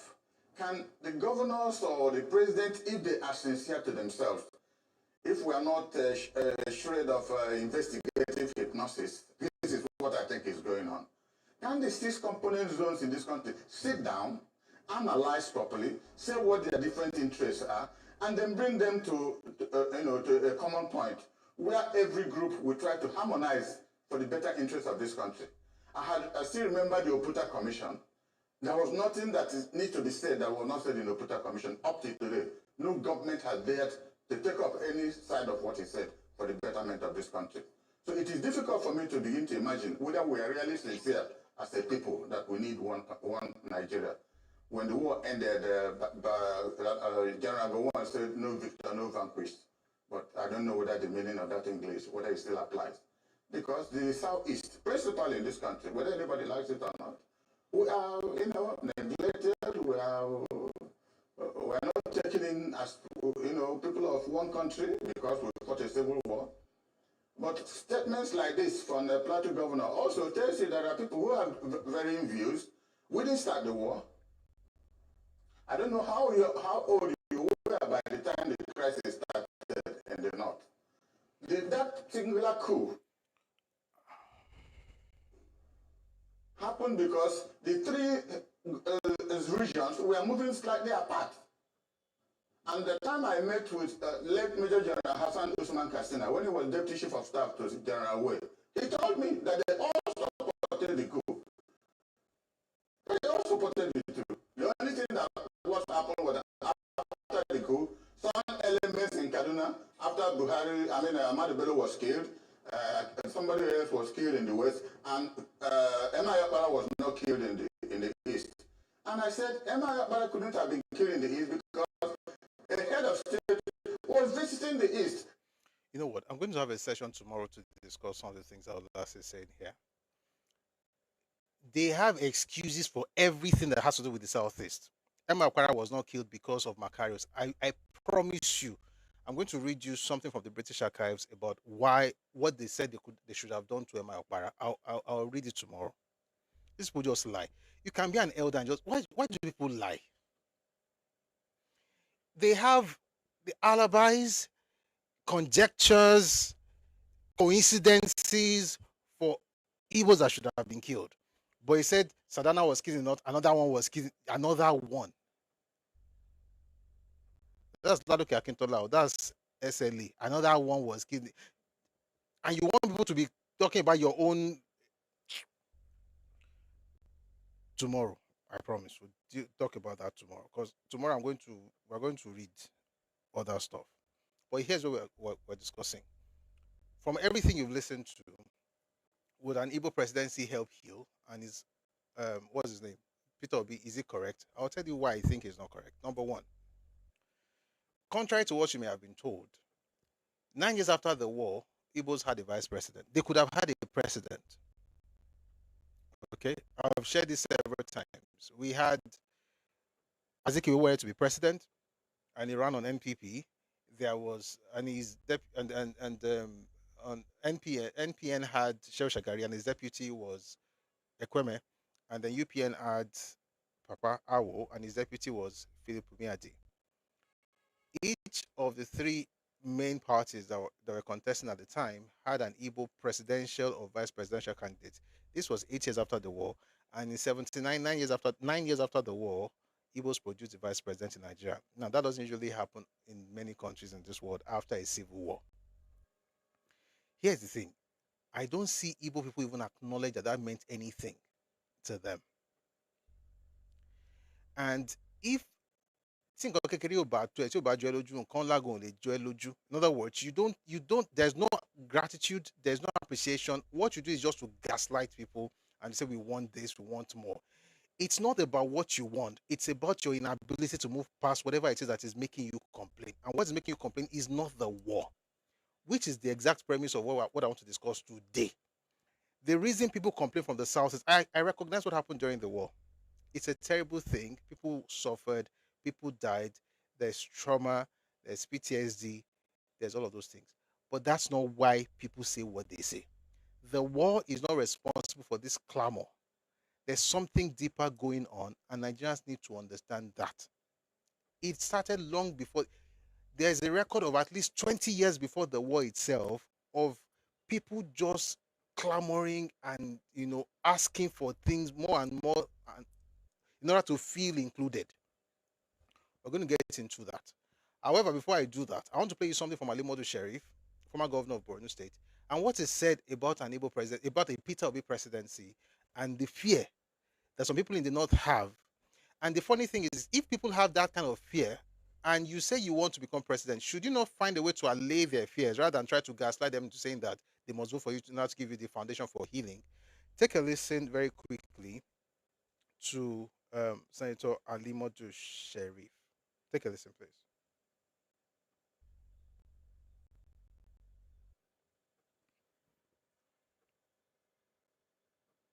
What Mr. Peter Obi said, he's asking President Tinubu to resign or step aside. Do you think that's just reasonable to do, considering that President Tinubu at the time was also asking Goodluck Jonathan to step aside? Sean, Peter Obi is the most unqualified person to make such a statement. Really? Yes. As an opposition figure? Not only that, I want to take you back. This country, Nigeria, today fought a civil war. Our leaders in this country sacrificed their life to fight a civil war to keep the country one. Most leaders from the north and the south. The cause of this war was demand by then Nnamdi, by then Ojukwu to succeed the country. Peter Obi, up to this moment,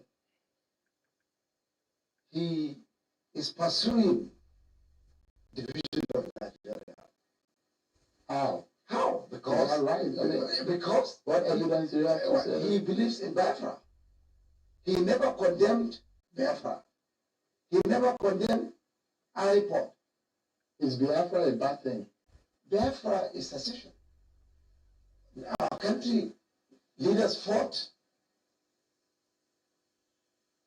to keep the country together. He wants to divide Nigeria. How will someone who wants to be president of Nigeria thinking of dividing Nigeria? What is that your assertion? he should deny. He should come out to this station and say he doesn't believe in division of the country. He should deny.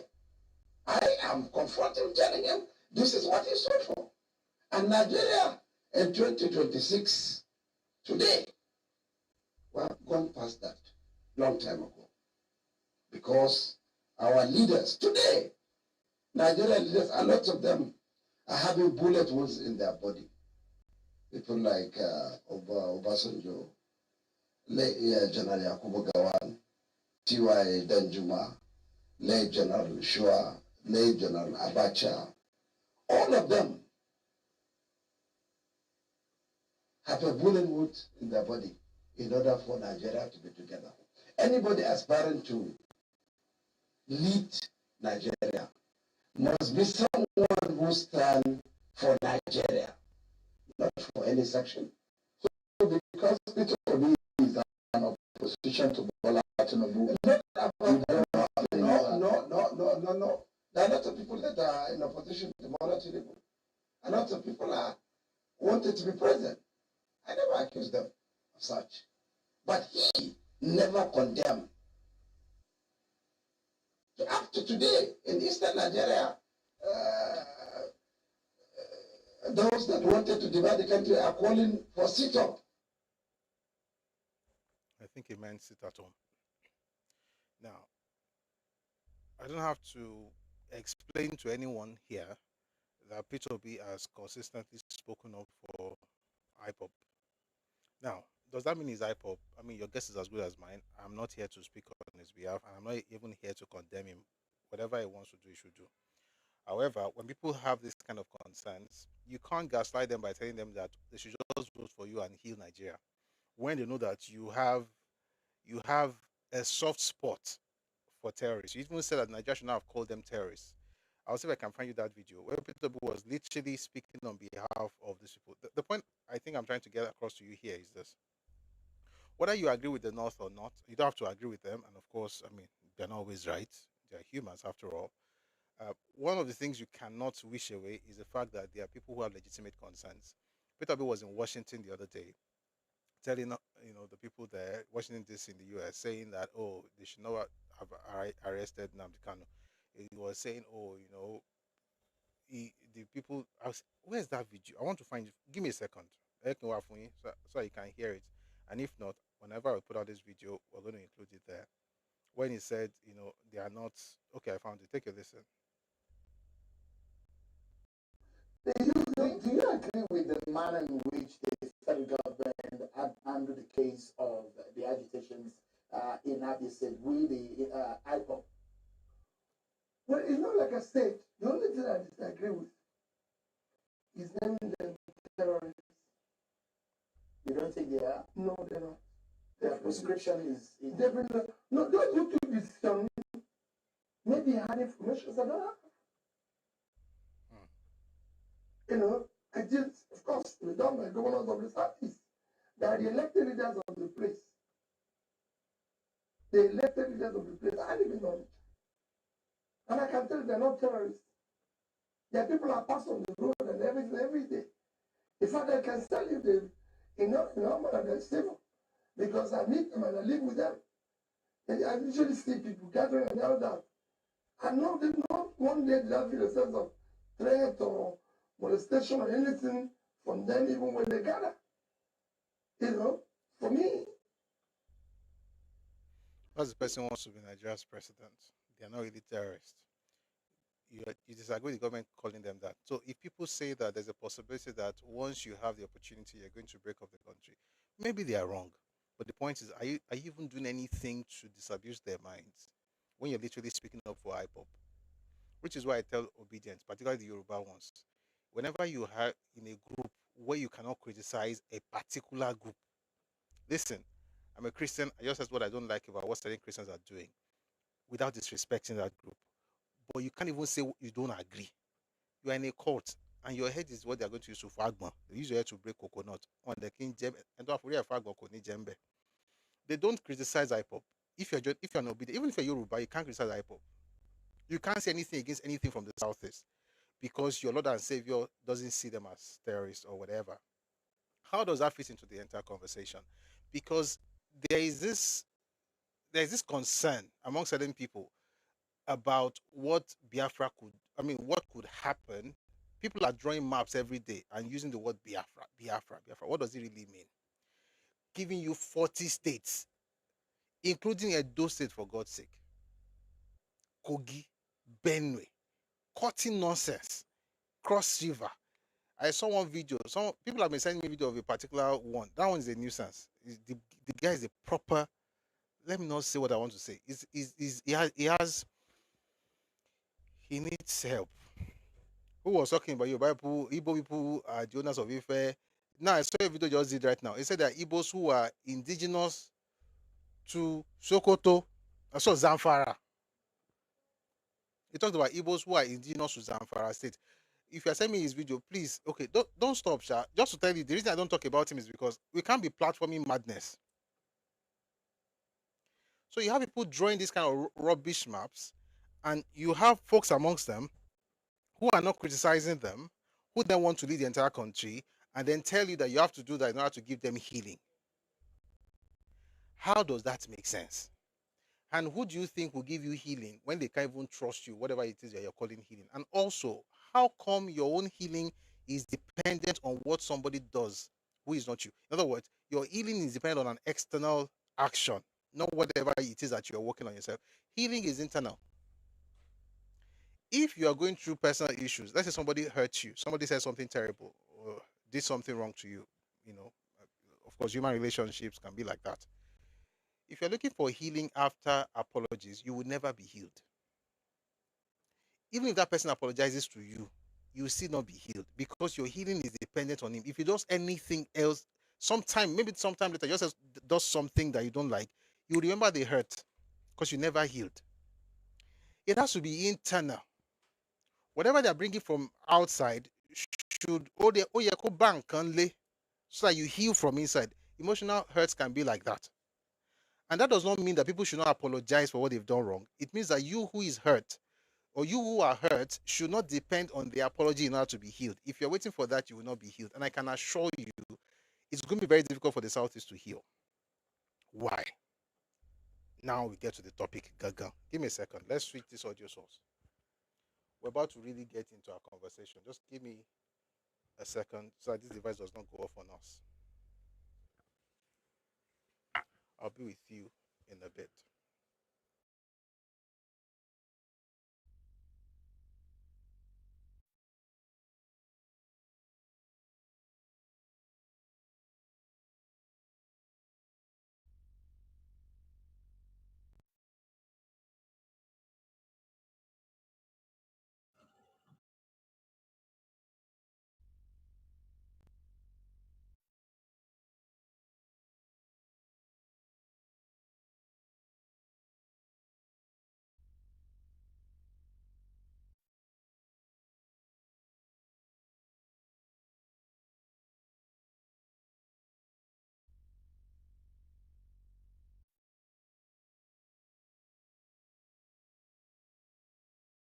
Hello?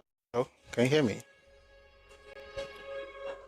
Please confirm if you can hear me, just to be sure, so we can get started. Want to get started properly. I played all those clips because, please, can you hear me?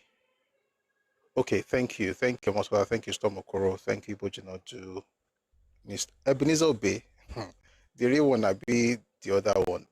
Thank you, everyone. Thank you so much. All right, so let's get into this. 1 second. I want to check YouTube. By the way, by me, I'm doing a number of things at the same time. 1 second, please.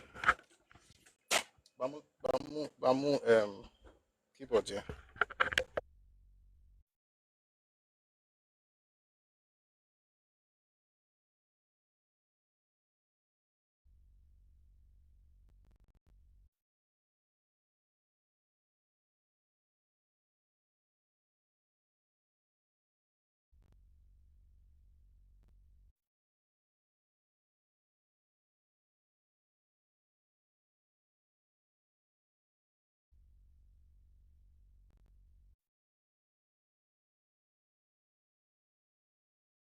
All right, so let's get into this.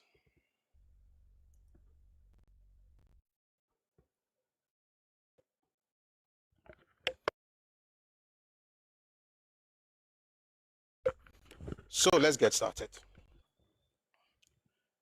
I played the videos I played earlier, all the clips we played, so that you can have an idea where people are coming from and how people are also responding to them. However, I want to now give you my own response. First of all, I should answer this question. Would I like to have an Igbo presidency? To be honest, I'm indifferent. And I'll tell you why. Because people don't ask me if I would like to have an Igbo presidency, or a TIF presidency, or an Idoma presidency, or a presidency of any of the other ethnic groups in this country, or even a Hausa presidency. By the way, there's an assumption that everybody from the north who has ever ruled Nigeria or led Nigeria, was Hausa. That's not true. The closest thing to Hausa will probably be Murtala Muhammad, and even he, some people will tell you that he's not Hausa. The point is, this idea where we make it look as if the country owes a particular ethnicity something, it's ridiculous. It's a ridiculous idea. There are many ethnicities in Nigeria, and no ethnicity is better than another. Yoruba is one of the major ethnicities in Nigeria, right? We are not more important than the least minority groups. I'm using least in terms of numbers, not in terms of quality. Everybody has a place in this country. Whether your ethnicity is not more than 5,000, we have like 500,000 people, or 1 million people, or 2 million, or 10 million, or 20 million, or 50 million. No matter your number in Nigeria, you mean as a citizen, you are a citizen as much as any other person. Therefore, if I'm not going to talk and make a case for a Bachama president or an Ibibio president, then it makes no sense for me to be harping on an Igbo presidency. Do you get the point? So it's not like I'm against an Igbo presidency. It's just that I don't see any wisdom in repeating presidency for a particular ethnicity as though we owe them. As an Edo man ever become president of Nigeria? Is there something wrong with a Hausa person becoming the president of Nigeria? Why are we not canvassing for them? Why are we talking about a particular group? We're talking about that group because, and this is what you have to understand, we're talking about that group because we've been made to believe that until we get that particular group to do something for us, we are not complete. We've been told that we owe that group something. And I dare say this, Nigeria owes nobody anything as far as presidency is concerned. Presidency is not a gift. You can show you a delay. It's not chieftaincy title. It's not your family heirloom. It's something you get based on how you play the political game. If you're not a politician, leave it alone for them. They know exactly how to go about it. Talking about fairness in terms, when people are talking about competition, is a joke. Your fairness will come in when you are competing. Not fairness so that nobody else will compete, but allow only you to go so they can feel that they're being fair. That's rubbish. And people will come up with something like, oh, in 1999, Yoruba people were allowed to become this. I played a video the other day where Kenneth Okonkwo was saying Yoruba people said they were the ones who wanted to become president. That never happened. Yes, there was a military establishment who wanted to essentially, what's the word now? Reward us, so to speak, or the word is not even reward, it's like pay us back for the loss of June 12th mandate, in 1999. All right. And they said, oh, they want to have a Yoruba president. But guess what? Even then, the Ibos decided to run against that Yoruba president in PDP. There's been this thing that, oh, Obasanjo just became Yoruba candidate and nobody really went against him. There was a primary in Jos. The man alluded to it. And what he's telling you is that, oh, IBB said, they should not vote for that person because of the coup of 1983. And that may well be true. But here's the thing I'm really talking about. The point is, if you had said you want to give just Yoruba people, why do you have Alex Ekweme, Jim Wobodo, Douglas, and Etiebet, and the rest of them? Why were they competing with Obasanjo in 1999? The only reason Ibos did not run in 1999 was because Obasanjo won the primaries. So if you really wanted to make it a Yoruba affair, why did you even contest against him in the primary election in Jos in February of 1999? That's one. Number two, Say, you know what, eventually they say, okay, we're going to just allow Yoruba people to run. Fair enough. Guess what? The same thing was done for the Ibos in 1979, 9 years after the war. Where, like I mentioned earlier, they ensured that there was an Igbo on every ticket, at least the major tickets. So you had an Igbo person on the NPN ticket as the Vice President, Alex Ekweme. You had an Igbo person on the MPP ticket, that was Azikiwe himself, who was the presidential candidate of MPP. And then you have an Igbo person on the UPN candidate with Awo as presidential candidate and then Philip Umiadi as vice president. And guess what? That was even a Christian ticket. Go figure. The point is, you had Igbos on all those tickets because they were trying to also find a way to draw them back in and say, you know what, you went through stuff. We want to also tell you that you are one of us, inclusiveness and all that nice sounding things. And then they eventually, Azikiwe did not win, but Shagari won. And then, of course, you had an Igbo vice president 9 years after the war. If that is not something to celebrate, I don't know what you want to celebrate in your life. But I've had people talk as though nothing ever came out of it since the war. We've been shut out of everything. Shut out of what? You've had Senate presidents, several. In the Fourth Republic alone, you had about five or four. There was Okadigbo, there was Enwerem, there was Wabara. Let me measure the very well, so it doesn't look like I'm disrespecting them. Dr. Chuba Okadigbo, there was Dr. Enwerem, there was Dr. Wabara, Adolphus Wabara, there was Ken Namani, there was this other man, I have to remember his name, Ayim Pius Ayim. 5. We've had this Deputy Senate President, Senator Ike Ekweremadu. Right now, we have a Deputy Speaker of the House, who is Dr. Kalu. The assumption that you've been shut out of power makes no sense to me because you literally, politicians from the region are working with politicians from other regions and they're all doing whatever they're doing.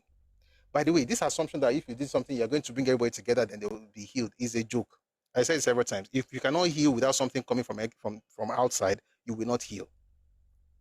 If you're discussing emotional healing. And that's why I mentioned earlier that in relationships, even in interpersonal relationships, if people hurt you and you wait for them to apologize before you find healing, you will not be healed. I'm not cursing you. It's just a fact.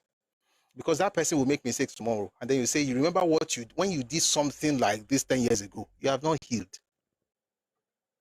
Your relationship is still based on what, if you really forgive that person, when they mess up, you will not treat that one as that will deal with that particular thing. But if you have to tell people, oh, until you apologize to me, that's one. Then number 2, which is the most important question. Who needs to apologize to Igbos in Nigeria? With all due respect, people died during the war and it was terrible. And like I said, you can't wish it away or talk about people like it doesn't really matter, people who died. Even though I know the history behind their death, the fact that they died is still something to mourn, right? But here's the question, who is responsible for that? I've said it several times, I can sympathize with you, I can empathize with you, but I cannot apologize for what I did not do or what my fathers did not do. And I can assure you as a Yoruba man, there's nothing to apologize for in this country, nothing. You can call me a tribalist, that's because you don't think. You can say I'm a bigot, that's because you're a maggot. The point is that there is no reason to apologize for anything. There was a war. They're saying you are going to do something, you're going to do something. And you now did something that happened. You're now saying, oh, see what they did to me. Meanwhile, Ibos were not just calming down when they were being killed. They were also killing people. A lot of Yoruba people died during that war. Whether on the battlefront or in their own homes. Killed by Igbo forces. We don't talk about it because it's a war. Wars are terrible. That's why we don't want wars. You don't fight and then begin to use that as a crutch forever. That means that you will never even go beyond it. Meanwhile, we've seen Japan that even at Hiroshima, they were able to, at least they even fought. They've been able to come out of it. And you can mention reparations, but the point is that reparations, whatever reparations they are doing is peculiar to that particular situation. Hiroshima and Nagasaki. This one, you entered into people's lands and killed them in their own lands because you want to claim that territory as part of Biafra. And I mentioned it yesterday, I'll say it again. The idea that people are going to pay reparations is far foul because the people who will pay you the reparations are the same people you killed. How will I go and tell the descendants of the people you killed to use their oil money to pay reparations to the person who killed their fathers? Could make sense. That's one. Secondly, This is what Nigerians need to understand. This agitation, this I want to become president, this you must give me something in order to find healing, is not a product of the war. The war is terrible, but make no mistakes, this has very little to Nigeria, particularly from the Southeast. And I humbly say this, I respectfully say so, that victimhood in the Southeast is not as much a reality as it is a strategy. It is a strategy that has worked for decades, and they know how to deploy it. And when they deploy it and you say no to it, they now say you are a bigot. But in reality, it is not necessarily what they are going through. It is what they expect you to see so that they can get what they want. That's what, what's his name? Ojukwu did during the war now. What did Ojukwu do? He pushed a particular agenda of what people are doing to them, because once you saw that, you were triggered to say, oh, see what they're going through, you want to help. Meanwhile, you're being blackmailed. I want to digress just very quickly. Robert Goldstein wrote a letter saying they were begging Ojukwu to allow food and milk and medicine into Igbo land, but he said no. He was taking pictures of dying children and sending those pictures abroad. Now, when you see that, and you see me speak against that kind of thing, you'll be like, oh, this person doesn't have compassion. But that's because you didn't know about that letter. As soon as you discover that letter, you're like, okay, maybe the problem is actually Ojukwu. It's the same thing with this presidency thing. It's not a presidency, whatever. The thing is actually a strategy in order to get things. And I said earlier that there is, in recorded history, at least the ones I have, I can show you something from 1947 that shows a pattern. There's another one from 1949 that shows a pattern of agitation or complaint and thing. And that should not work when it comes to the presidency. Presidency is not, turn by turn, that if I do it for you, so that you'll not be angry with me again. If you destroy the country, you have destroyed the country. It's not only your family members are in the country. But let's go into history now. This is from 1947. There was a man who, at the time, was the Governor General of the country. His name, Arthur Richards. I'm going to begin with something his speech he delivered in 1947 January. So if he's saying this in January 47, definitely he's talking about something that's been happening before 1947. All right, let's get into this. So this was at a meeting of the Colonial Affairs Study Group of the Empire Parliamentary Association, 28th January 1947. Sir Arthur Richards was the governor and commander-in-chief of Nigeria at the time. And this is an excerpt from that speech. He says, I found that the North, which pays its taxes almost as obediently as people do in England, and which contributes more than any other section of Nigeria to the general revenue, is the part of Nigeria which had the least spent on it by the central government. Now, you remember that Mark Ferguson that we listened to earlier in the other video, in case you're not here, if you go to the Busiori's YouTube channel and look for Declassified, why Hausa, Yorubas, and Ibos have not changed since 1955, you'll find all those things there. He had mentioned how Yoruba land was wealthy and they are okay and so on and so forth. And he had described what's happening in each region. This man is actually going a bit deeper than just talking about the overview. He says here, I found that the North, which pays its taxes almost as obediently as people do in England, and which contributes more than any other section of Nigeria to the general revenue, is the part of Nigeria which had the least spent on it by the central government. Pay attention. The eastern provinces, the part of Nigeria which is most vocal, the eastern provinces, the part of Nigeria which is most vocal and which clamors and calls for more education and for more of everything, is the part which contributes less than the other two regions to the general revenue, and it is also the part upon which the government has been spending most. Here's a question. Did the fact that the government was spending the most on them stop them from clamoring for anything? The answer is no. That's why you can be talking to somebody right now about Second Niger Bridge, and they tell you that it doesn't really mean anything. It was Jonathan. Even this is modern history. Jonathan did not build that thing, but but they'll tell you it's Jonathan. Tell them what Tinubu is doing, that he's doing right now with Dave Umahi, constructing roads all over the Southeast. They tell you it's not happening. It's a strategy. Now, the Governor General of Nigeria at the time said this in 1947. I'll read something to you from 1949, Zeke's speech that I started reading the other day. Let's get deep into it. Like I said, if you ever, the speech, the original version was published in July 1949 in West African Pilot, all right? But the speech itself was delivered on June 25, was a Saturday, June 25, 1949 in Aba. What they published was different from what they published in West African Pilot, which was the original speech, is different from what you're going to find in the book that was published in 1961. 12 years later, they edited the speech and they made it look like they were saying something else. I'll read you the original. I'll read you the fake one. And I'll read you the original one. They'll now go back to the body of the speech. So let's start with the edited, aka fake intro.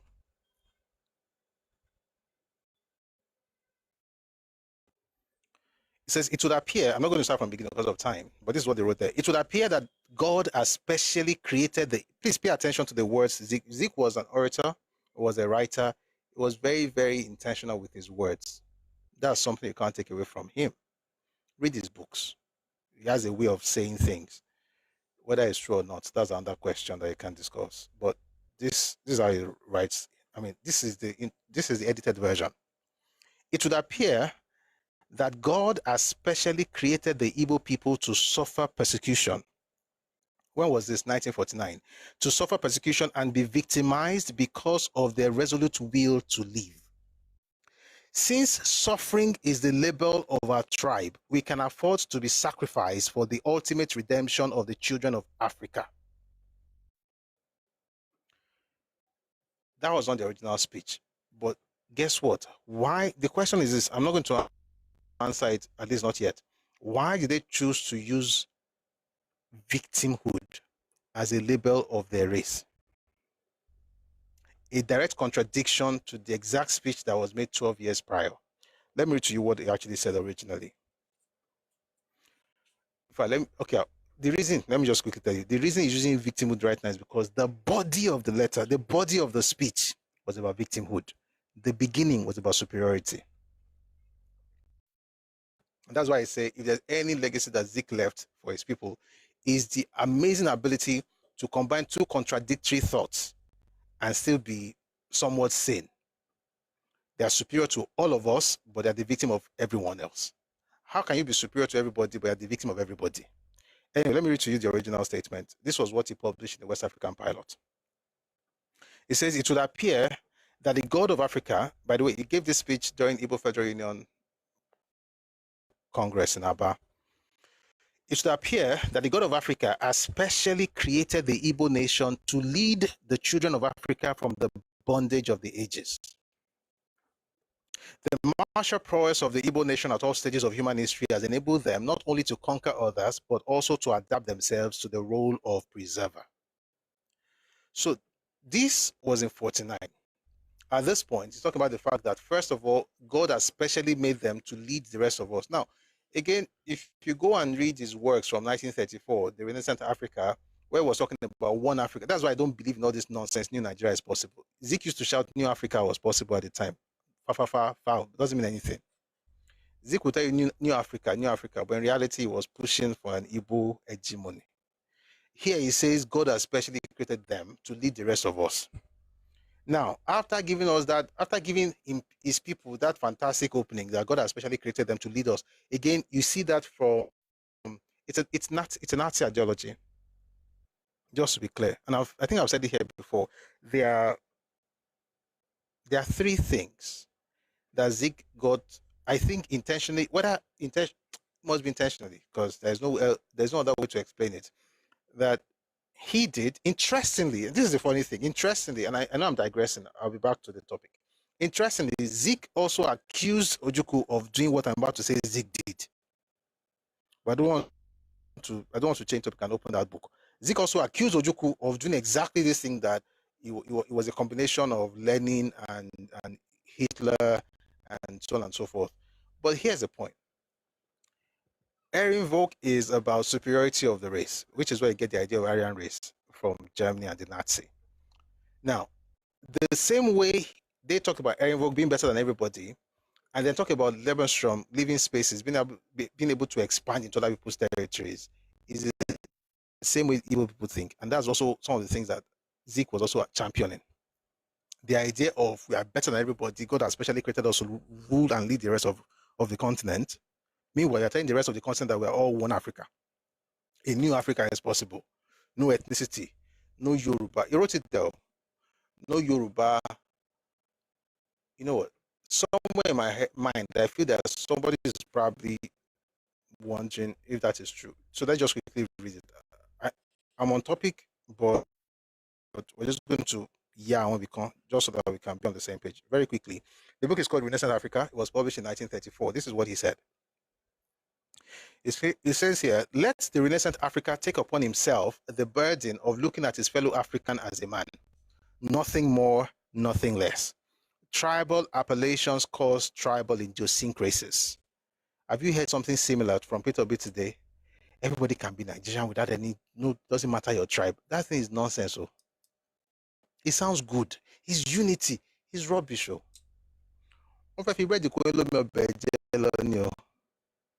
You understand it a bit.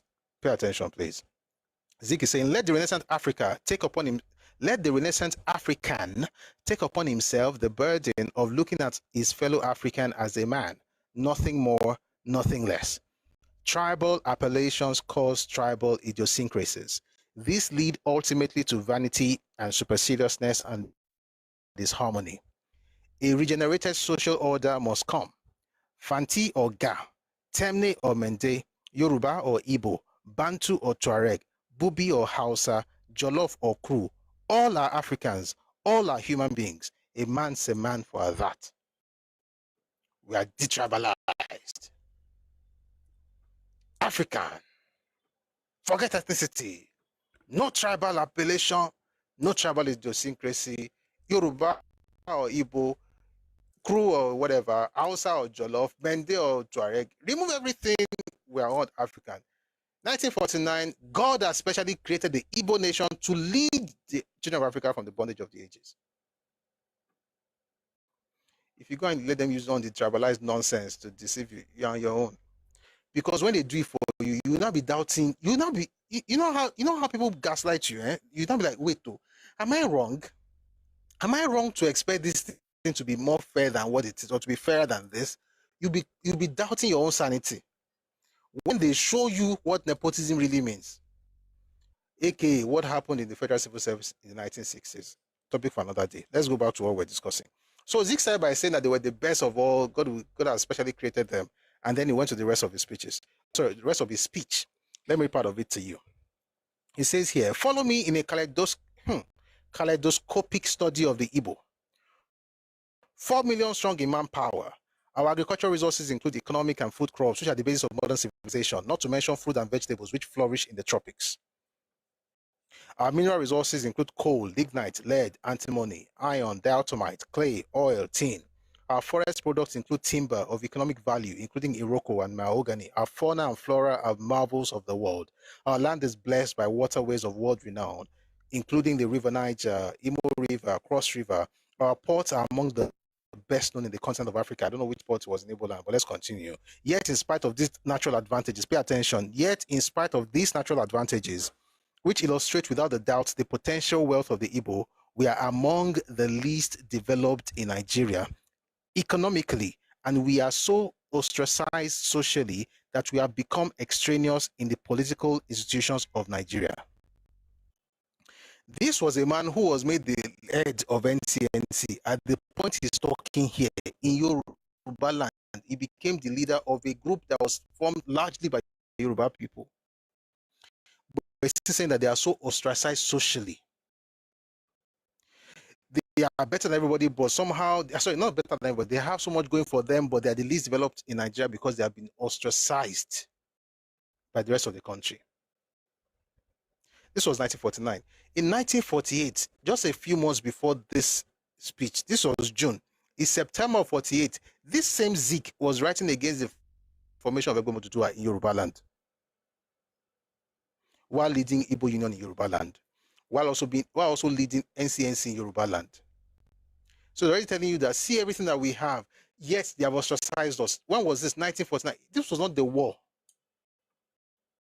We'll get to whatever happened before the war and why there's something the North knows that the rest of us do not, either not, we don't know or we are not conscious of. And believe it or not, whether you like it or you don't like it, they are committed to it. It has to. The point is, even as at 49, it was telling them that, see all the things that we have, but we are the least developed. Remember what Arthur Richard said in 47, they clamor for more and more of everything, even though they contribute the least. Let's go on. It says, I have not come here today in order to catalog the disabilities which the Ibos suffer, in spite of our potential wealth, in spite of our teeming manpower, in spite of our vitality as an indigenous African people. Suffice it to say that it will enable you to appreciate the manifest destiny of the Igbo. Use these words that you know exactly where those words are coming from. Manifest destiny is from, US. Okay, you know the context. We can all study it later, but let's continue. It says, suffice it to say that it will enable you to appreciate the manifest destiny of the Igbo if I enumerated some of the acts of discrimination against us as a people. This was 1949. In 1945, 4 years before, let me go back. In 1944, 5 years before this speech, these same people sat down to plan how they would dominate the entire country. In 1945, one of them said, the domination of Nigeria by the Igbo is only a question of time. His name is Charles D. Onyema. He said it at the Lagos Island Club, 1945. 4 years later, he's saying here that, I want to tell you all the acts of discrimination that we have endured as a people. So let's get into what this thing is. Socially, the British press has not been sparing in describing us as the most hated in Nigeria. If you think about hatred, saying 2023 election, Zeke said they were called most hated in 1949. We're going somewhere. Again, I'm not saying people should not heal. I want you to heal. I want the best for everybody. But your healing is not my responsibility. That's what I'm trying to say. So this idea that if I make you a president, then you now start healing. If you do, you cannot become president until you heal. That's actually how it works. I'll talk more about that later. It says here, the British press has not been sparing in describing us as the most hated in Nigeria. In this unholy crusade, the Daily Mirror, the Times, the Economist, the News Review, and the Daily Mail have been in the forefront. In the Nigerian press, you are living witnesses of what has happened in the last 18 months, when Lagos, Zaria, and Calabar sections of the Nigerian press were virtually encouraged to provoke us to tendentious propaganda. They are provoking to propaganda. It is needless for me to tell you that today, both in England and in West Africa, the expression Igbo has become a word of opprobrium. There's something I wish I could read to you from this book by Bolaige that described what happened in 1948, 47, 48, after they returned from that infamous trip to the United Kingdom, where they took £13,000 and Zik could not account for the money. They asked Zik for money. He turned it around and said it was against Igbo people. Topic for another day. So when you see that they are against us as a people, it was so bad that his own people now said to the press in Lagos, anything you say against Igbo, you are saying against, anything you say against Zik is against Igbo people, including the fact that he misappropriated £13,000. Guess what is first? I said 9,000 came from Eastern region, but we'll talk about that later. I'm saying a lot of later because of time.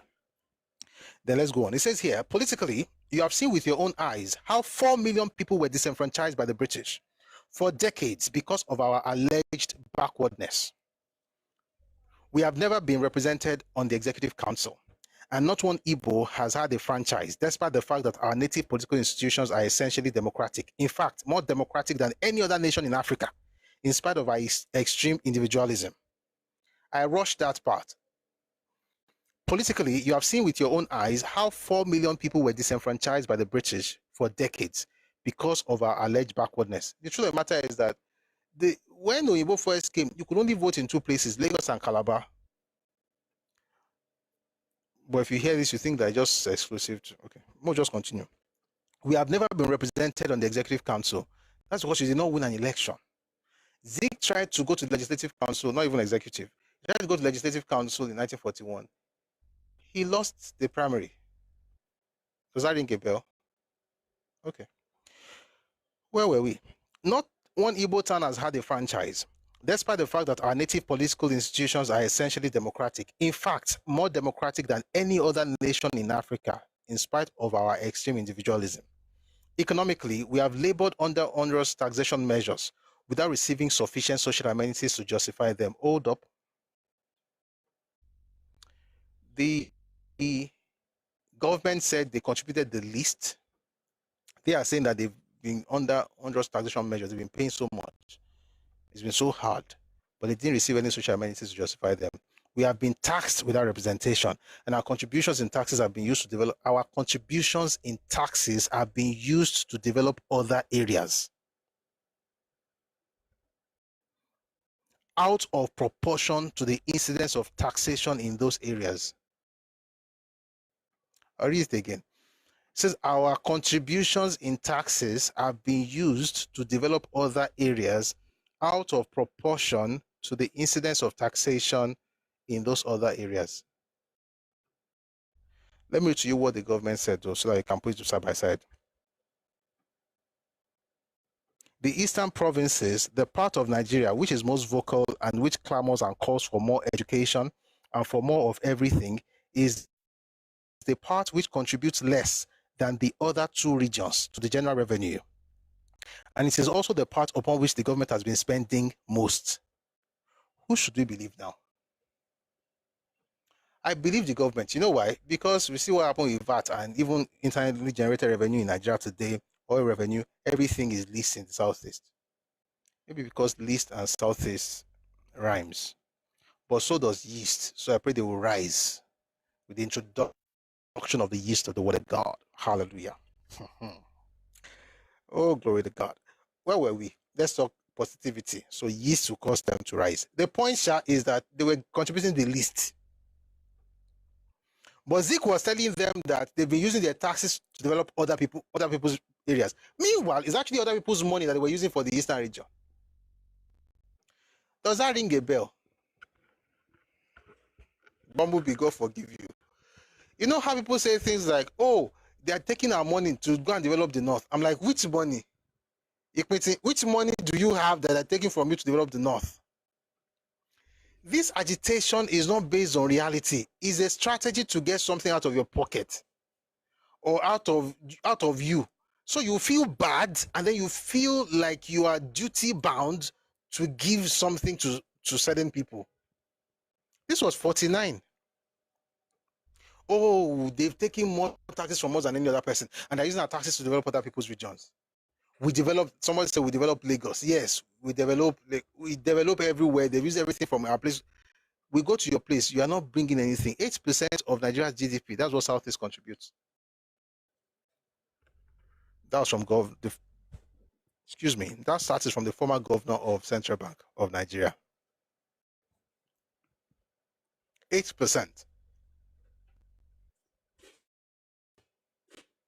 I'm going somewhere. It will seem that we are becoming a victim of economic annihilation through a gradual but studied process. And then he went on to talk about the thing that they should have. He says that those of you who have traveled to this assembly by road are witnesses of the corrugated and utterly unworthy state of roads which traverse Igbo land, in spite of the fact that 4 million Igbo people pay taxes in order, among others, to have good roads. With roads must be considered the system of communications, water and electricity supplies, you contribute the least.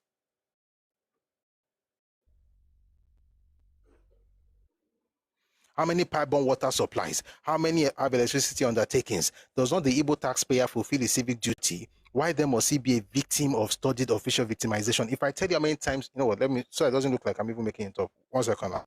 I want to show you how many times they use the word victim in this speech. 6 times. Victim, victimize, victimization, 6 times. It's a word that has become part of the lexicon in that particular part of the country, that when you hear it, what you are hearing is not what is being said. Or let me put it this way, what you are hearing is not what you assume is being said. What you are thinking is that in actual fact, these people have been victimized. But in reality, that person is actually using those words to get you to give him something that he wants, regardless of how you feel about it. By the time I guilt trip the hell out of that person, they must give me something. That kind of mindset.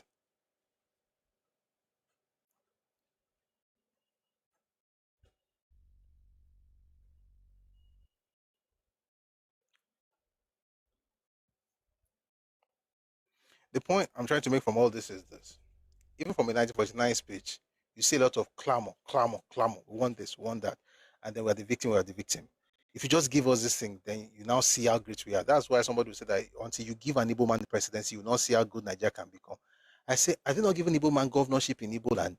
How come we have not seen how good your state can become? Jesus Christ. He said, he who is faithful in little is faithful in much.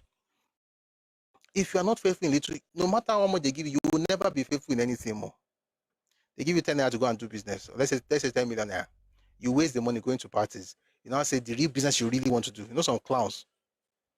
The real business you really want to do is the one that will cost you $1 billion naira. Just need somebody that can believe in you and invest in you. You are a joker.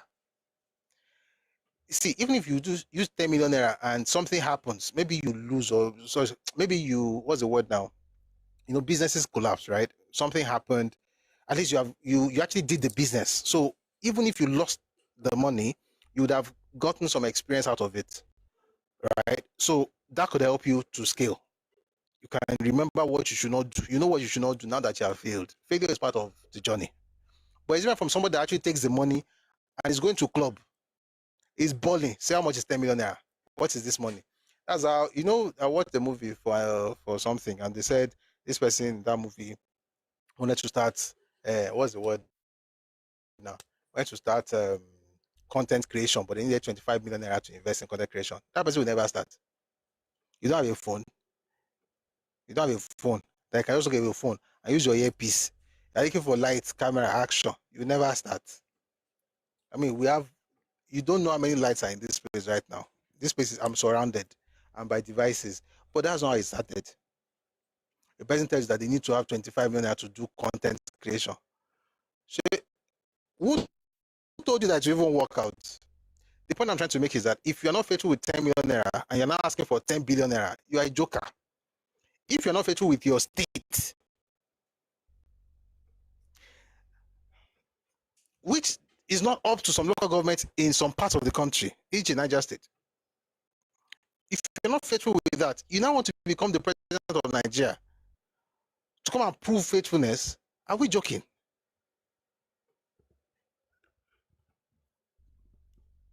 And I've said it before. If they ask, you heard the video now, you heard what we played earlier, when they asked President Tinubu, why should we make you the president? He talked about what he did as governor. That means I've been faithful in little. Now I want to do more. Give me the opportunity. The other one, he said they should go to Bangladesh. You know what? Let me play it to even take a short break so that we can. Sometimes this is like comic relief alone. How did we get here in this country? This bar is too low, far. This bar is too low. 1 second, I want to play you that clip in case you were not here. So you can listen to it and learn something. Learn wisdom. If you can. Mambo, take a listen to this.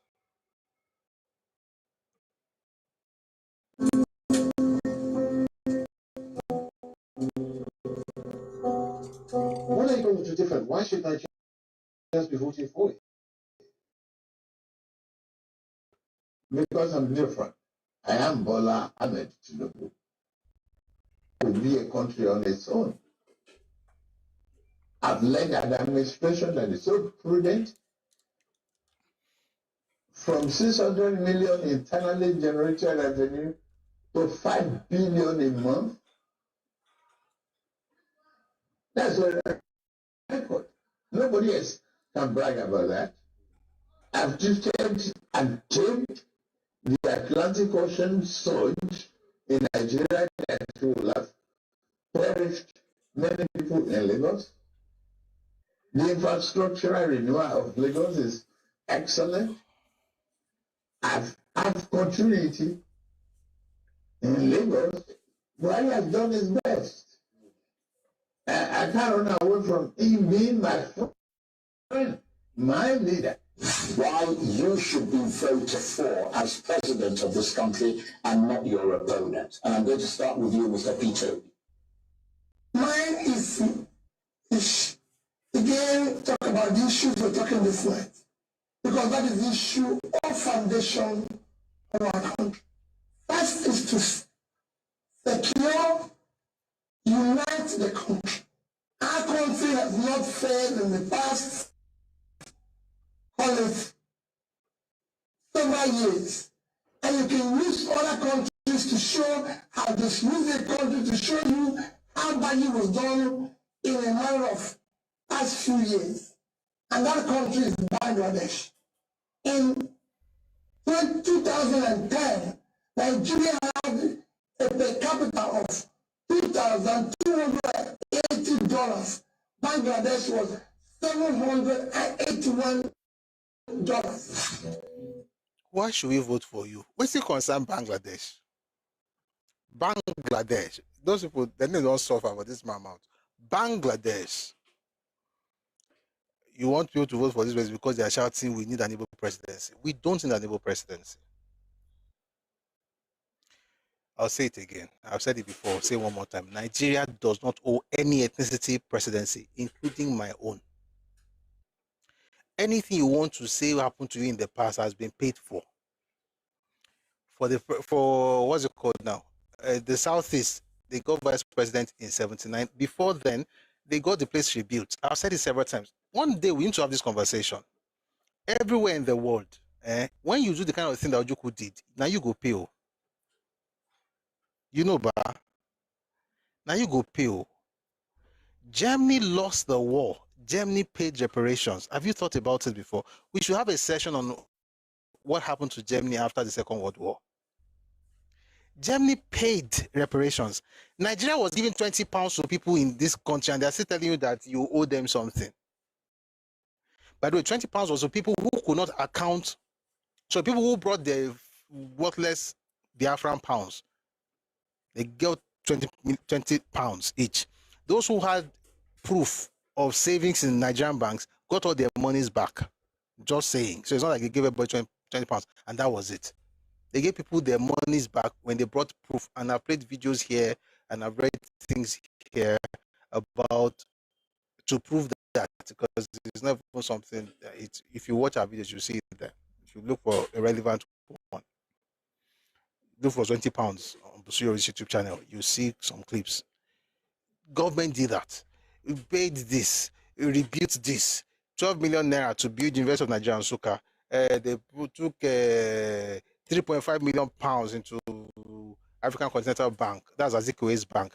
Another tranche into Cooperative Bank of Eastern Nigeria, ensuring that they're able to make loans available to Ibos so that they can, rebound after the war. Then they gave a bulk money that has been taken. The allocations that were supposed to go to East Central State, Awolowo gave it all to Ukwabi Asika, who was the administrator of the East Central State at the time, and they gave 990,000 subvention on a monthly basis.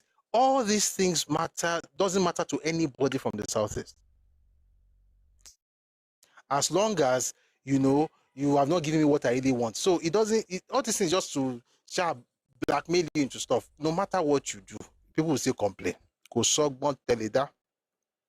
Which tells me, if you don't appreciate £20, if you do not appreciate the subventions, the rebuilding, the rehabilitation of that place, if you don't appreciate everything that's been done, the money that was put together just to make you feel included, the vice presidential ticket that you got and became vice president in 1979, the fact that you've had Senate president, you've had Senate president since 1960, you had Zik, you had Orizu, you had Jajawachukwu in House of Representatives, you had the first president Zik, you had Ironsi, who came up with his own coup, which is an Igbo coup. I'll say it again. You've had senators in the Second Republic, heads the parliament. You had 5 Senate presidents in the Fourth Republic. You've done all these things. You've been in government all this while, and yet you are still looking for inclusiveness. You will never have that inclusiveness, not because you're not being given, but because you're not taking it. You're not even recognizing what you have been given. Therefore, whatever is given to you, you still not recognize it. Because I don't know all this thing about who want to enable presidency, so that what will happen? I said it before, I'll say it one more time before I go to the last stretch of this. We need to ask for presidency for all Nigerians. They paid people back for what happened with all the gifts and the vice presidential kidney. For Yoruba people, 93, we are essentially settled in 99. That was it. We can now go back retroactively to resurrect the June 12 mandate and say, because of that, you must give us something. Now, lie. Nothing is coming again. Anything you want to get right now, you better go and do a Milokan and go and give your speech in Abeokuta, like Tinubu, and go and tell the people you have to vote for me. That's one. The people in Niger Delta, they already settled those ones with presidency. When they were having agitation, 2007, you got the vice. Actually, what they got was vice presidency. Then became president later when Umar Yar'Adua died. Goodluck Jonathan became president. He was also settled. All of us are on the same plane right now. If you want to become president, go and learn from Jagaban. Now to the last bit of this session. This bit I'm about to get into is the most emotional part of the session. And it's not the way you think it is. I'm going to play a clip, then I'll read to you a book I've never read here before. But I think it's going to help us understand what we are discussing here. I'm Yoruba, so I can tell you, let's open the floor and make it skinny. But I want to say something to people who ask others to apologize. I'll ask the question, you can answer it whatever. It's a rhetorical question. Well, I wouldn't even say a rhetorical question. I'm just going to ask it. You don't have to answer. If you answer, just answer it for yourself. Is it possible that every other region in this country also requires or deserves apology or apologies? That the loudest is not necessarily the most hurt, it's just the loudest. I want you to chew on that for a bit, because while as a Yoruba man I'm saying, just make the level playing field, everybody should run, there are people who clearly don't want an Igbo presidency. One of them spoke earlier, and his reason, like he said, is that someone like Peter Obi is actively supporting IPOB because he has never condemned them. The best thing Peter Obi has done since he became president, since he started running around saying he wants to become president, is a collection of what I want to quickly play for you while I find you the video by Tunde Bakare. Take a listen to this very quickly. China. And then I went back to China. Hong Kong.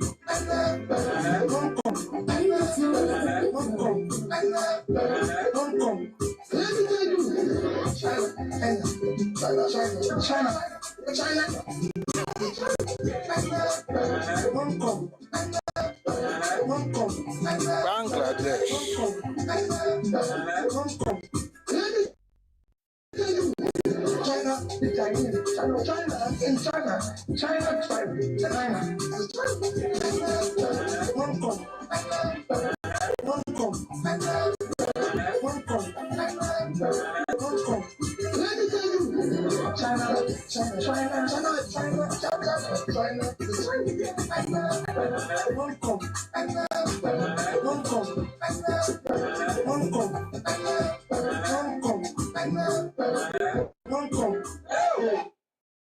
Sorry, one more.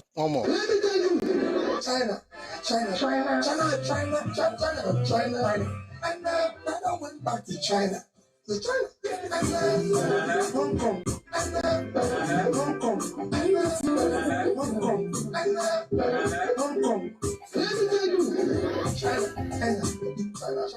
China. How can you want to lead Nigeria and you have speeches you'll be shouting China, China, Bangladesh, Vietnam, Hong Kong, as though you want to go and work inside Asia? Now, like I said, I want to get to this bit a bit measured, and I'll tell you why. I think that we make a mistake in this country. Just because a group is quiet about certain things does not mean they've not been hurt. And it's important that the elderly man who spoke earlier, I think is a PDP chieftain, Chief Ulasi, the way he talked about the killings in the north and in the west was so dismissive. Oh, they killed the Sadana, another one in the west. It's so dismissive. You think that the entire pain, you have to be the central character, the main character in that story, and not acknowledge what happened to other people. So there's a video that's been making the rounds. And yesterday we had a conversation, somebody came up and that stuff came up. Pastor Tune Bakari preached the message a while back and he said something. When I first heard it back then, I was like, this sounds like a rumor. But I eventually found the book. And we're going to read it together before we go today. But first, let us listen to Pastor Tune Bakari on this matter. Take a listen, please.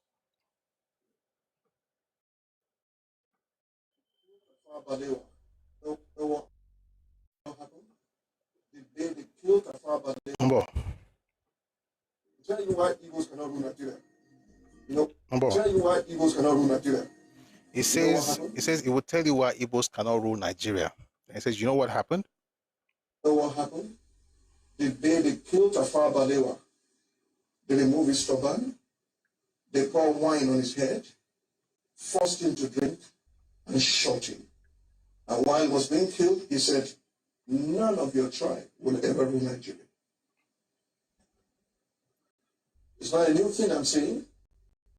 And I said, I want to bring the curse today because these Igos were not part of those people. You cannot overgeneralize. And I went into the Bible, I showed them my Genesis 49. Really? You are my firstborn. You will not excel. You went to my couch. You defiled my couch. You are unstable as water. Then God raised Moses. Said, let Reuben leave. And I'll die. And let his men not be few. As in the authority of God's word, I reverse the curse of Tafawa Balewa over the Igbo generation. You will have access to the throne like any other person. That's a prayer by Pastor Tune Bakari. Do I agree with him? Of course, it's important to pray for people. You don't want people to be cursed. But is that thing really true? Or is it just, folk tales, right? Or urban legend?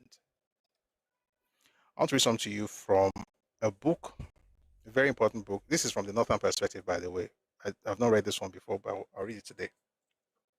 The book is called Let Truth Be Told by DJ Moffett. This particular thing that Pastor Bakari mentioned, he got it from this book. The author conducted an interview on September 5, 1966. Right? And we're going to read the transcript together. Statement by the Okafor informant. Who is Okafor before we go on? Remember the special branch report? I've said it several times. If you want to read it, please go to our Telegram channel, Redomi Global. You'll find it in the learning material section. Who? Original coup plotters. Ifajina, OG, Ifajina Okafor and OG.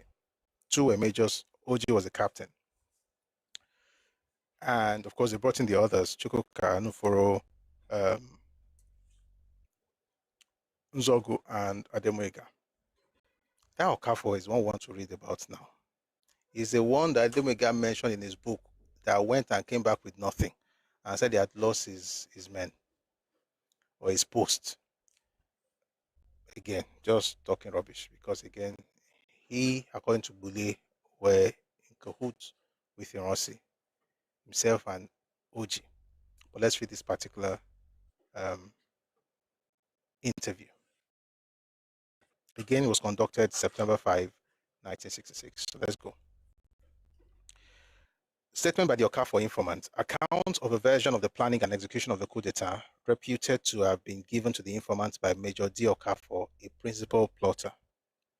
This informant, whose anonymity must be preserved, not at his own request, but at the insistence of the author, lives in Kano. It is not so much that fear of reprisals against him is well-founded, as long as the present regime persists, but that if it should be superseded in the future, the fear of action against him could again become plausible. So he's going to hide his identity. Accordingly, any references which could serve to identify him have been deleted. The informant is a man of moderate means, a Hausa man of peasant stock, of great ambition and considerable skill, which have enabled him to enjoy a sufficient success in business. As a man with political ambitions, the informant operated as a classic example of a member of Eco elite, and in that capacity, he obtained a certain influence in party circles of the NPC, not only in Kano, but in ministerial patronage in Kaduna also. Thanks for the gift, Ibo Jinadu. In May of 1966, he and some others like him throughout the North were rounded up and put in preventive detention, the legality of which was at least questionable. This act, which was the last fling, really, of the Ironsi regime, was a belated attempt to strangle the growing hostility to it, which was becoming apparent. The informant eventually found himself in Abeokuta prison, along with others, and they were lodged in the special wing reserved for political prisoners. This alone, it may be remarked, was an entirely new concept for the Nigerian prison service. A fellow detainee who shared a cell in close proximity to that of the informant was Major Donatus Okafor, lately commander of the Federal Guard and a prime mover in the coup, who, like others of the mutineers, had been arrested the previous January. Major Okafor and the informant became on close terms, possibly because of the Major's own childhood in Kano, and as a result, they talked together quite freely. The author first discussed the coup d'etat of 1966 with the informant in September of that year. Again, remember, the man was imprisoned in May. Okafor was already in prison since January. This conversation happened in September. The author first discussed the coup d'etat of 1966 with the informant in September of that year. It was not possible then to record a statement, though a resume of the conversation was drawn up from the copious notes taken. In 1969, an opportunity again presented itself, and this time the conversation was recorded in full on tape. There's surprisingly little variation either of content or detail between the two. Those who know the extraordinary capacity of the Hausa for narration will not be surprised at this fact. Those less familiar with it can, however, find ample to consider in the tape alone. It begins. So here's what went down. Now, from the time that we struck up this acquaintance, Major Okafor and I were frequently in each other's company. He was feeling sorry for me. He found me congenial, and we started talking freely to each other. Because I became close to him, he made a promise to me that if all went well, he would see Ironsi on my behalf. And throw him prison. Because it was only a short time before he would be freed. I want to drink water and read that thing again. 1 second, please. Because I became close to him, he made a promise to me that if all went well, he would see Ironsi on my behalf, because it was only a short time before he would be freed. He said that it had been decided previously that his period of detention should be only 6 months, and but a short time remained before he would be released. He said that he would intercede with Ironsi, and if God willed it, I would get off scot-free. It was on account of this that I was much relieved, for I greatly wished this to happen. Then I said that verily our people of the NPC were those who had landed me in this trouble. In order to gain his confidence and leading him on to tell me the full story, I said that the reason the NPC government had fallen was because they had not dealt fairly and were without integrity. He said,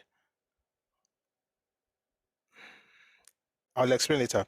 He said, for a long time, let me just pause. Your question is actually interesting. The interview was in September to discuss what happened while he was in prison since May. It doesn't mean that Ironsi had to be alive now.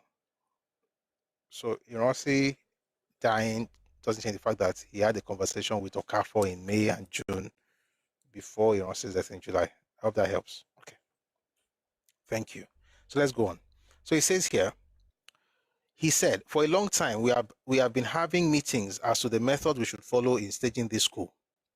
He said, on one occasion, when we were in Congo, Ironsi became greatly angered in respect of Brigadier Malari, so much so that he brought pressure to bear on us if we could get him alone to kill Malari, but he was not killed. When we got back to Lagos, then he made every effort to take him in front of Muhammadu Ribadu, then Minister of Defense, and have him demoted, but it was not done. On another occasion, he said to me, name withheld, this coup which happened, it was us doing our thing.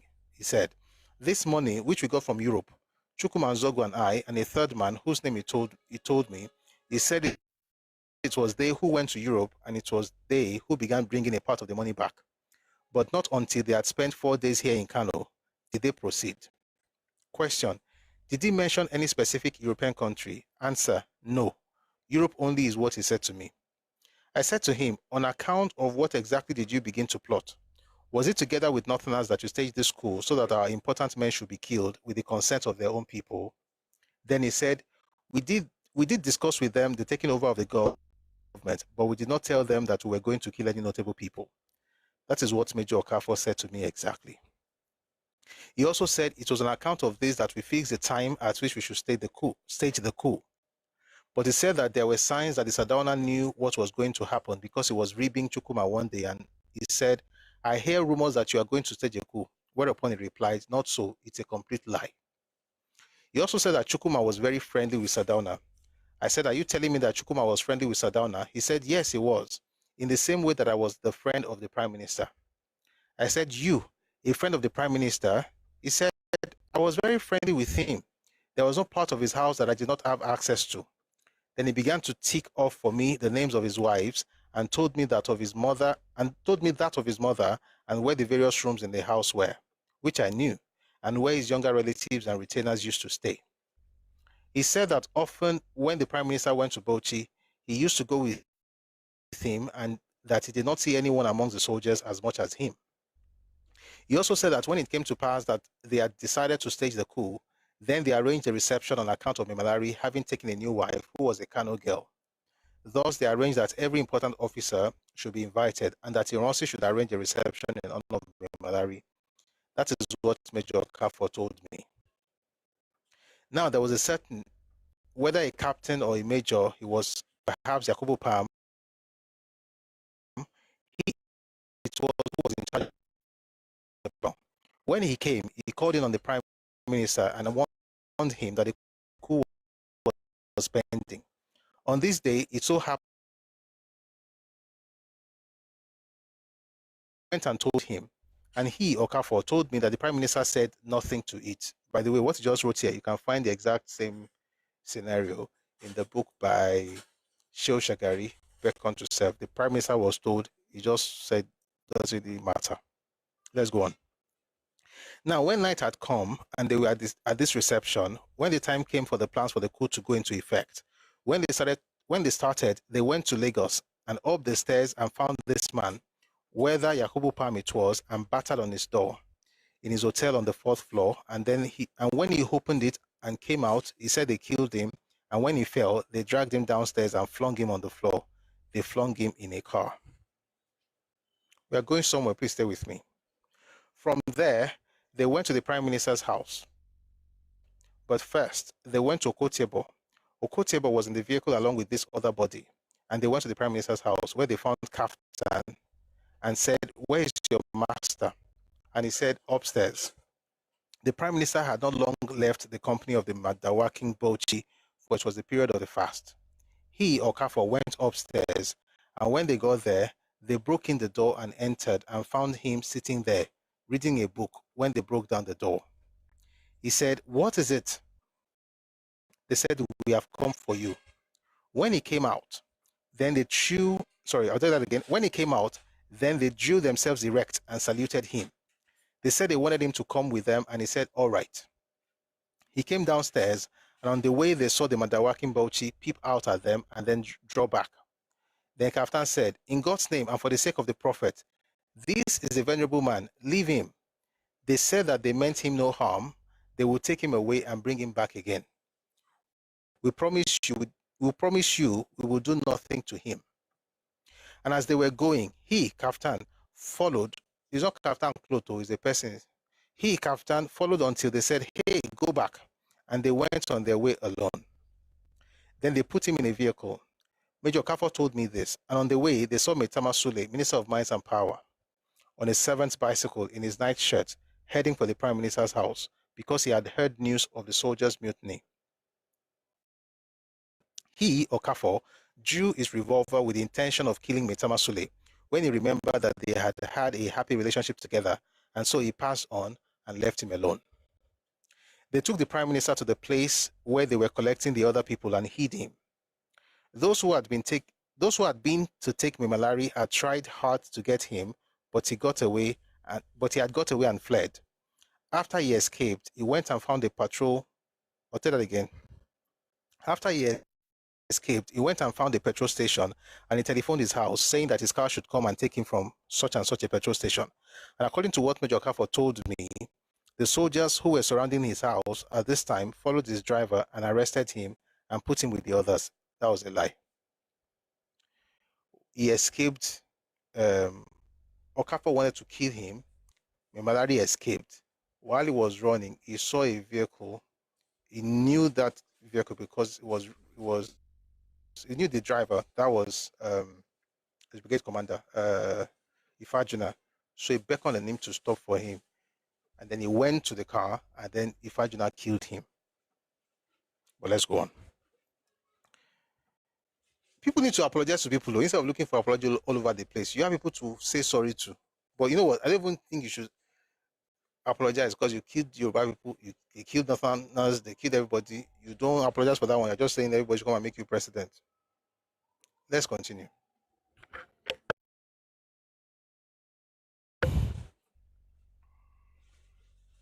Three days passed thus, and into the dawn of the fourth, question, where did they put him with the others?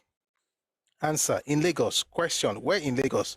Answer, in the house of one of the most prominent of the chiefs of Lagos. Question, and Oba? Answer, in the house of one of the chiefs of Lagos. There they put him. And when they put them away, question, Memalari and the Prime Minister.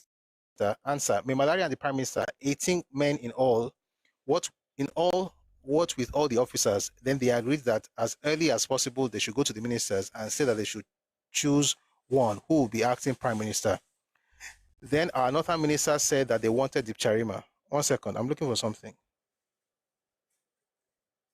Okay. Then our northern minister said they wanted that Dipcharima should be the leader. The Ibos on their part said they wanted someone else. What's his name? Question, Orizu. Answer, Orizu. Question, or perhaps Mbadiwe. Answer, Mbadiwe.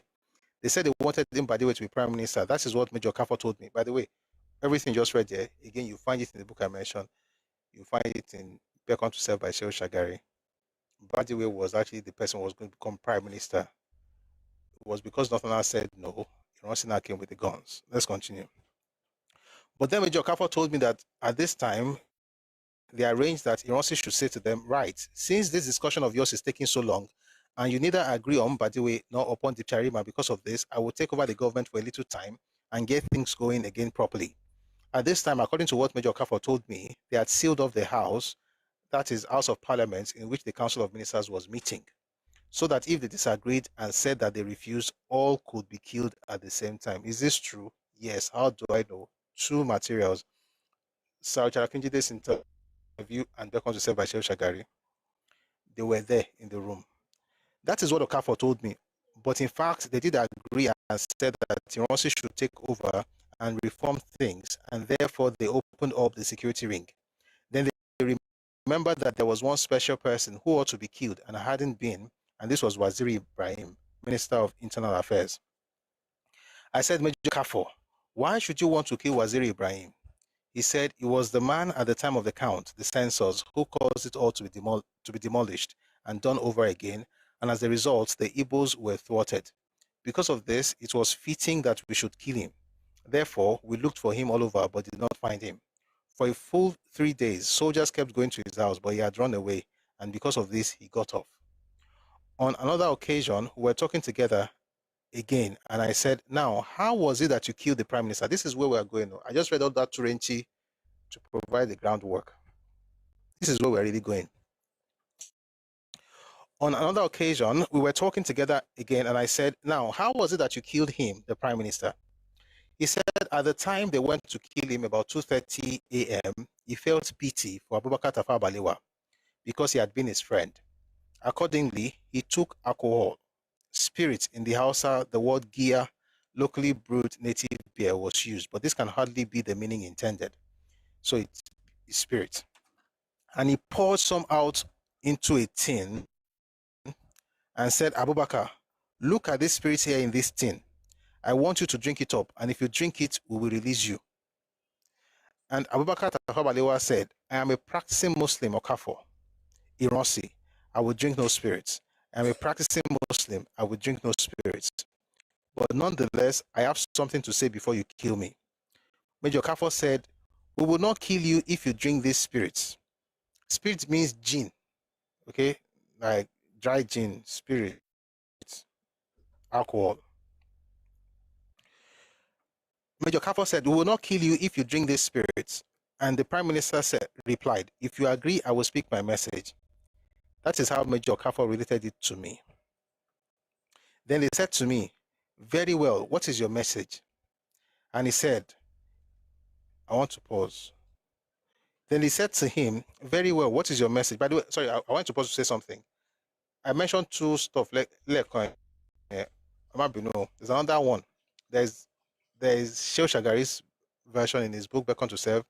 There's Akinjide's version in the interview that was conducted a few years, this millennium, 2007, thereabout. Then there's also Zanadi Charima's version, who was the man who was supposed to become the Prime Minister.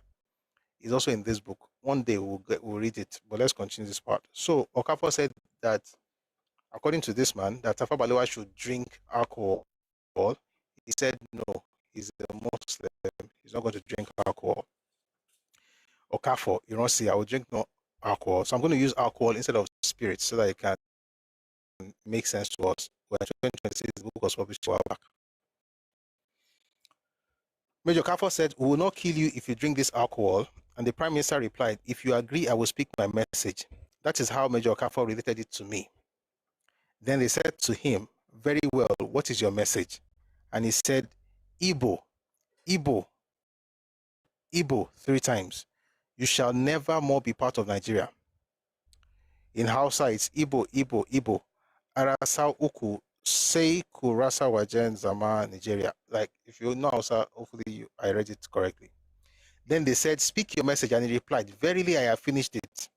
Then Major Okafor said to Ironsi, question, was Ironsi there? Answer, they were there together. Question, together at that place? The answer was yes. He said to Ironsi that he should shoot the Prime Minister, and he replied that he couldn't shoot the Prime Minister. Mimalari, Ironsi said, him he would shoot, but not the Prime Minister. He killed the Prime Minister. Question, who? Okafor? The answer, Okafor. He killed the Prime Minister. Okafor shot the Prime Minister. Where? He said, here, left breast, high below shoulder indicated. So, the chest.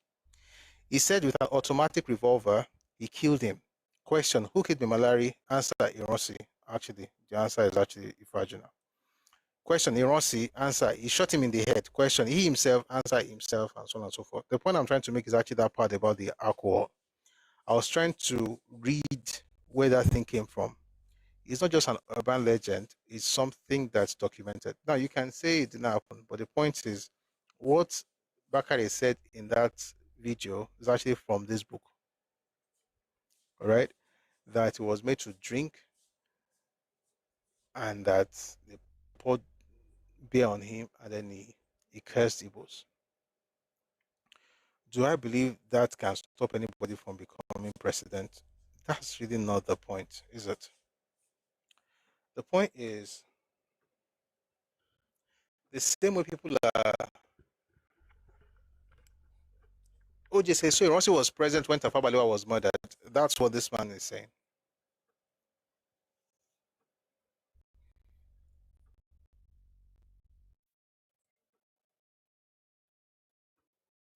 I think he'll probably be confusing him with Ifa Junasha. I think it was confusing. That's what I think. But he said Ironsi was present and I was not there. So we go with what he said because he said it was Okafor who told him. But here's the thing. Here's even the point I'm trying to make.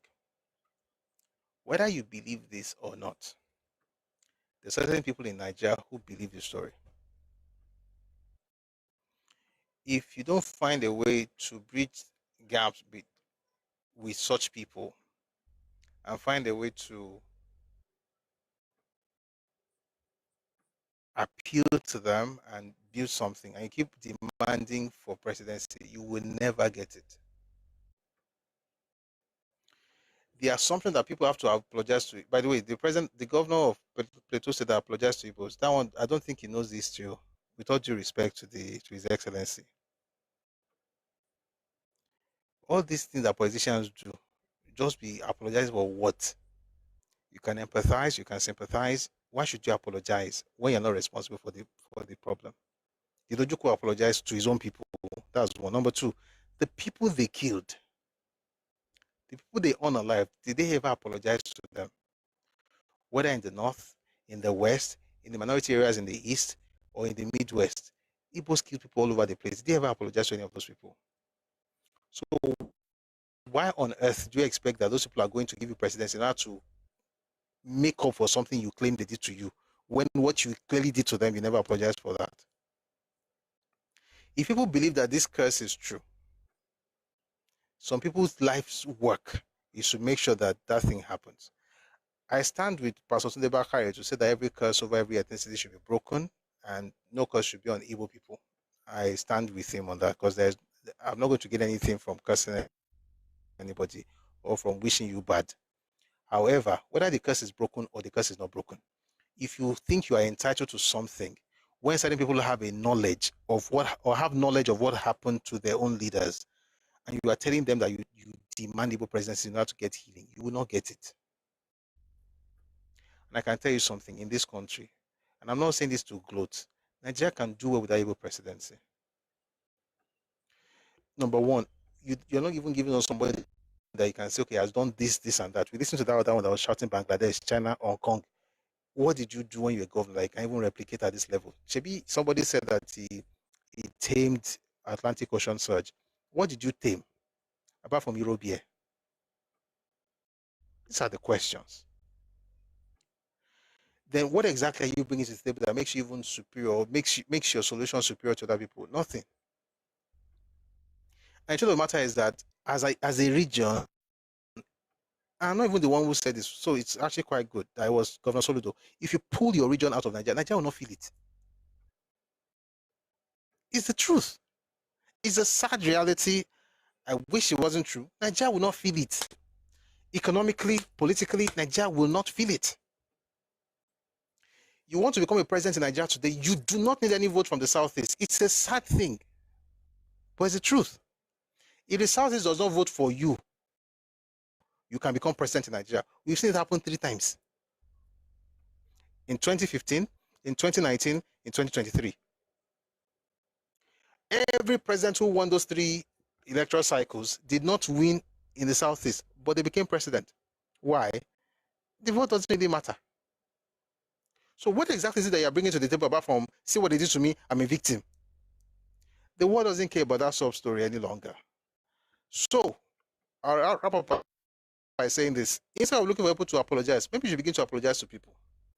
Believe it or not, this story, whether you believe it or you don't believe it, This book was published in 85, but the interview was in 66, and the other one was in 69. The book is Let Truth Be. Somebody asked me the title of the book. Let Truth Be Told by D.J.M. Moffett. He worked with the Sardauna, by the way. So this is Northern perspective. You don't have to agree with it. That's another thing with history. When you read There Was a Country, you know most of it is a lie. Most of it are lies. I'm not even missing words. If you study the period, Chinatebe was just lambaing people, just giving lamba. Igbo people believe it. The same way they have a right to believe it, even though it's lamba. The same way that people have a right to believe what they also believe, particularly when they see the reality of their own people dying. And if you want them to vote for you, if you want to have an Igbo presidency, it should not be because we want to help you heal. Nobody owes you healing in this world on an individual level, on a personal level. People don't owe you anything in this world, though. I'm not talking about Igbo people, I'm saying generally. Nobody owes you healing. If you hurt, you have to find a way to heal. That's why we all go to the cross. I'm a Christian. You go to God, find healing at the foot of the cross, or you go to your psychologist, your shrink.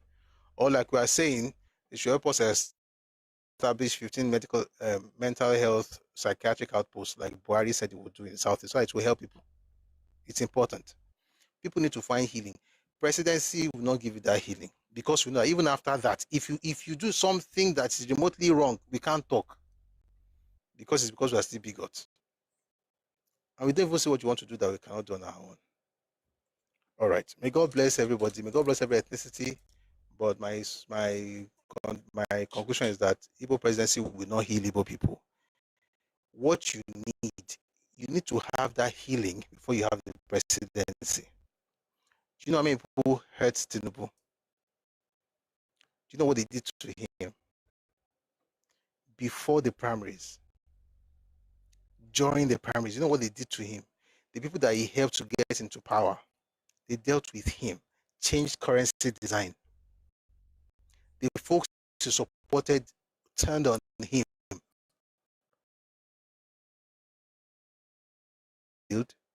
He found a way to get out of it. It's not easy, but who says life is easy? If people want presidency, they should go and heal. And that healing requires them to face the truth. And I'm going to say this, most of what they believe is arrant nonsense. Propaganda upon propaganda. And that is it. People died though. Terrible things happened though. And we have to acknowledge those things.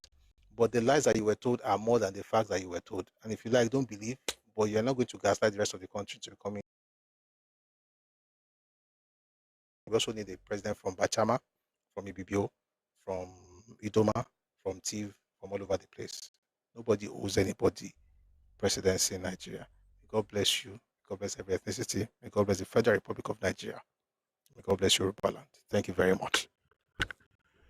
It's 6 minutes to 9. So I'm going to take people, but you cannot go beyond 2 minutes. If it's opposed 2 minutes, I'm going to have to stop. Yesterday I ended past 10. I ended 10:30. It affected many things. So I decided today I was going to end early. It's even late already. So if you come up, the first 5, please. Once you get up, please keep it short. Oh, why do 2 minutes? I really want you to talk, but there's no time. Thank you. God bless you. For you, rappers shouting for presidency. I'm going to sit down somewhere. Anybody that's going president should go and play the game. They don't play the game. Go to turn here. Coach very low. Call on Ogbalowo. All right. So let us begin. As soon as you get up, please mute so that we don't have interference. Thank you. Omotola, yes, I'm going to put the timer. Thank you. Very good advice. Okay. I'm seeing people I've not seen here before. Please, so if you're coming up and I've not seen you here before, don't scatter the stage, Joe. Please mute, though. Please mute. Please mute. Please don't say anything, but don't scatter stage. I go remove you. Okay. To be forewarned is to be forearmed. So let's begin with no, not this one. Let's begin with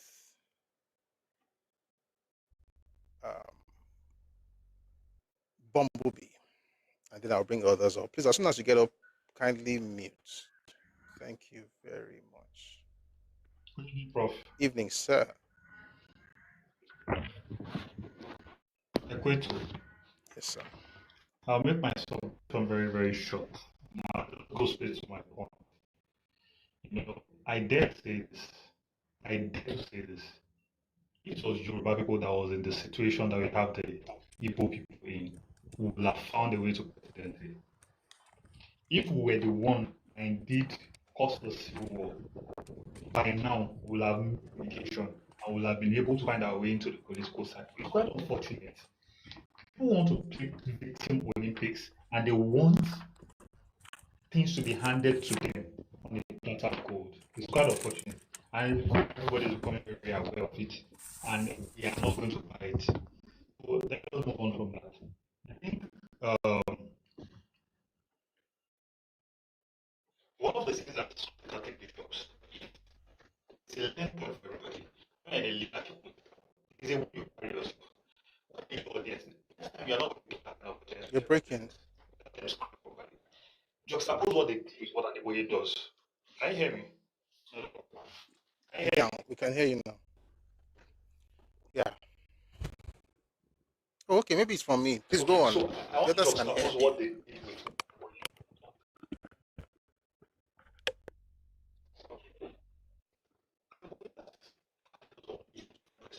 Oh, I think it's not just me. Everybody, most people cannot hear you clearly.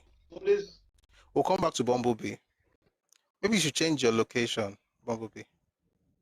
It's cracking. Okay. Yeah, but we're going to wait for you. Don't worry. Let's have Mark tuition. I'm going to time you, please. Max, 2 minutes. Thank you very much. We have 25 seconds up there, so I'm going to add more time later. Continue, please. Olutu, good evening. Good evening, Good evening, sir.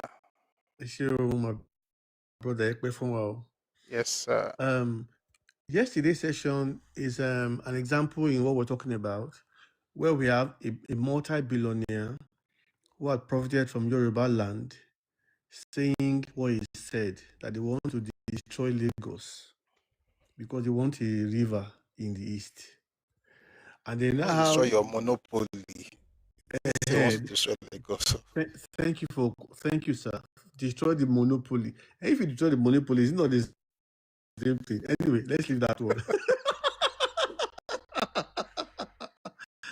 And I think coincidentally, the Pastor Moses that came on and did, whether it's a personal pastor or is a hungry pastor or whatever, he came off exactly the same thing verbatim. Now tonight, we now read the speeches of Zik of Africa in 1947, 1949, the same mindset. We now have the speech of the Lieutenant General at the time saying that these people are getting more than they are contributing. We now have Soludo saying the same thing. Now join the dots. We are still dealing with the same problem. Nothing has changed. And with that mindset, you cannot govern a pluralistic, complex subcontinent like Nigeria. I like that subcontinent. I rest my case. Thank you, sir. Thank you very much, sir. Thank you. Someone said, who was he talking about? We're going to put out the video later in the week. Was Cosmos Maduka, who was talking about how there has to be a port in the southeast. An impossibility, by the way, because there is no sea in the southeast. There can be a port, maybe a river port, but there can't be a seaport in the southeast for obvious reasons. And we did a lot of analysis yesterday. We're going to put out the video in a couple of days, maybe on Wednesday. Tomorrow's Wednesday, maybe on Thursday. We'll put it out on Friday. Anyway, it takes a lot to dredge the river River Niger, be to dredge, to find a way to get the Atlantic Ocean into Onitsha. You have to go 162 meters deep, about 61, 61 meters or 60 meters something wide, and then you go 210 kilometers long from Onitsha all the way to the Atlantic Ocean. That's what they want the federal government to spend money on. You have to be stupid to invest that kind of money. No, you don't have to be stupid. If you don't have enough money, you have to be stupid to invest that much money into that kind of project. But if you are rich, now you get your money now. And if you're a private entity, you can decide what to do with your money now.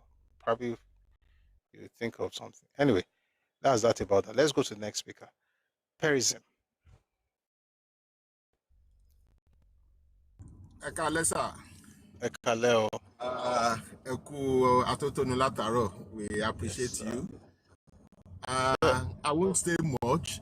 Timba can roll around people. If I just think about their case, because I mean, looking for presidents, because all of us know these guys are looking for presidency. That's just the fact. Let us forget all these propaganda they are pushing there and there. They just want that presidency. And woman pity one, all because of their civilization. You see, I keep on telling the Yorubas, be happy or cherish your civilization. Everything about you is perfect. Prof, if you know very well, if you know the history of PDP very well, ipò tí wọ́n fún Jonathan yẹn, he should go to an Easterner. If it's not that he should go, he was given to an Easterner. During those their permutation, was given to a Southeasterner. Southeast, okay, sorry, Southeasterner. But they say if it is not presidency, it is nothing. They said it. I got this message from a confirmed PDP man. If it is not presidency, it is nothing. They lost it to Jonathan. And see how Providence brought Jonathan to be the president of this country, which should have been for an average Southeasterner. But I know you said something yesterday that half puff is better than bread. So is exactly how it will half bread is better than puff. Half bread is better than puff. A Yoruba person will not lose such an offer. One caro di macho abe kara shomo diki di macho ati gbofo ati president ati presidency he kan chat one kan. And see how they are crying foul up and down. I want to president, I want to be president. Tori ja ton ja niyen. So the Yorubas, thank God for your civilization. You are complete, you are perfect in everything. And I thank God for where I'm from, that I'm a typical Yoruba man. So, presidency, you will notice all these things will die down. That is just what I have to say. They all have to be, they have to be fought for everything that is happening to them. So they should stop crying foul everywhere and there. Come on, Paroni, say one PDP, they've served PDP all their lives. But PDP did not repay them. But they wanted to repay you, you rejected the offer, all because you want presidency. So thank you. We thank you for everything you are doing. Thank you very very much. From you. God will continue to increase you. Thank you, sir. Thank you, sir. So thank you everyone for coming up. There's something else I was supposed to do. I just remembered right now. So I will see if I can find it for you guys. It was an interview by David Edjo.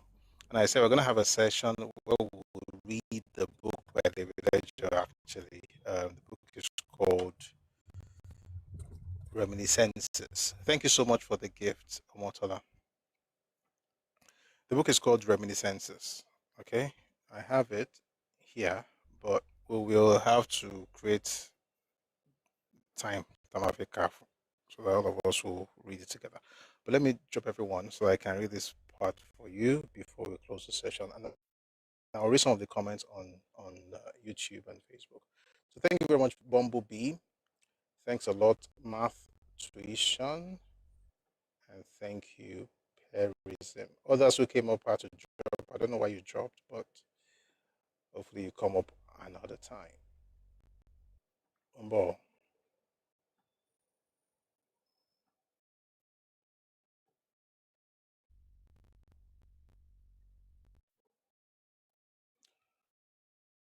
All right. Oh dear. 1 second. May have to. So I want to end with what happened when Ibos had the chance to lead Nigeria.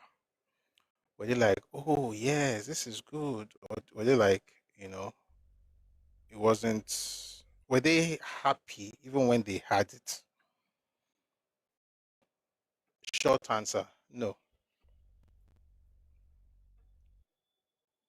Just give me a second. I'll find it for you.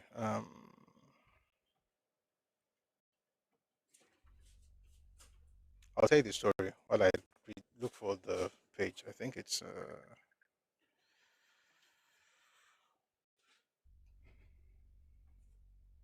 just 1 second. I think I know where to look.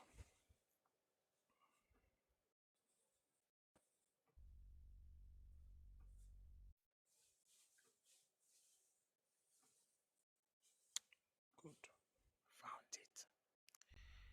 All right. There was a time in 1959, just before independence, Papa proposed to Zik that Zik should be the prime minister at independence, and he, Awo, should be the finance minister. But before they knew what was going on, Zik had gone with the North, and he chose to become the governor general. Then later, in '63, when we became a republic, he became our first president. But in 1960, he was the governor general, and then Tafawa Balewa became the prime minister. But there's something that David Ejo said in this interview that he granted in 2000. I think it was early 2000s. Okay, I'm going to read this to you very quickly. They asked him, do you share the view that Biafra was a tragic mistake in Nigeria's history? This is what Ejo said. By the way, who is Ejo? Ejo was the first military administrator of the Midwest. First of all, let me tell you this. When the British were here, we were the last Nigerian officers to be commanded by the British soldiers. He called for a picture hung on the wall of his sitting room to be brought down to show the first set of Nigerian military officers at that period. The senior person to me in Nigeria was Bassi. The second was Agui Ironsi. The Ibos wanted to rule. Why they wanted to rule was that Nnamdi Azikiwe was the then governor general and more or less head of state. The constitution did not give any power to Azikiwe, so this annoyed the Igbo people, and they used to say, how can we run a constitution in which the head of state cannot advise the government? The government cannot contact the head of state for any advice. So the answer was, well, to take over since they were already leading and yet they had no control over the government. That was why the Igbo soldiers decided to organize a coup. But at that time, there were 4 major leading officers, which included me, Yakubu Gowon, Basi, and Ojukwu. Igbo people relied on Ojukwu for the coup, and they were able to convince the Yoruba. Ojukwu and Banjo now contacted me and Gowon for a coup, but we refused. I'll explain. Then they asked him, how many of you refused to participate in the planned coup then? He responded, Gowon and I refused, and then, Gowon and I refused, and they went on their own.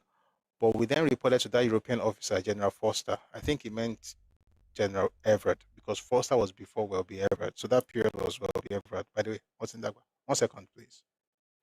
If you're on TikTok, please power tap. So it's Everett. And you find the reason I say Everett is that if you read what happened around this period in Emeka by Frederick Forsyth or Beckon to Serve by Shel Shagari, they refer to the same thing. You didn't hear the names he mentioned. He mentioned Ojukwu, he mentioned Basi, he mentioned Victor Banjo. This was in 1964. The coup that happened in 66 was not the first coup, apparently. So it says here, we went to report, Gowon and I refused and they went on their own. But we then reported to that European officer, General Foster. I and Gowon reported to him that some people were trying to plan a coup. He called all of us, the Nigerian army officers, and advised us not to organize any military coup. Anyway, let me stop here for now. Here's the point I'm trying to make. In 1964, there was a constitutional crisis, but at that point, we already had an able president. But they wanted more. Therefore, they organized a coup, and Zeke was in on it. Ojukwu was the one who planned the coup. And I've already said before, please let me just ask in the comment section. If you know this, I won't have to look for the book. If you've heard the story about what Ojukwu said to the guys and how they went to report to Everett, please just say yes in the comment section. If not, say no. We'll do it another time. I won't do it today because of time. But if no, if yes, say yes. If you have never heard of it, please say no in the comment section. So we have yes, yes, no, no, no. Okay, we'll have a session where we're going to discuss it again. No, yes, okay. So we have more no's. Oh, there are many no's. Really? I think now new people learning. Wow. I don't know. Okay, we'll do it again. Maybe tomorrow. Maybe we'll find a way and do it. The point is that if you read the book by Frederick Forsyth, Emeka, he talked about how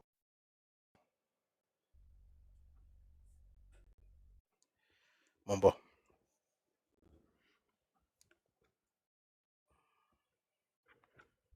One second.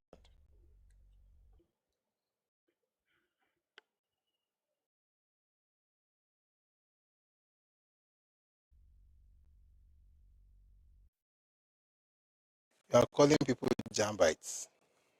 Well done. Let me sorry about that. Let me read something very quickly.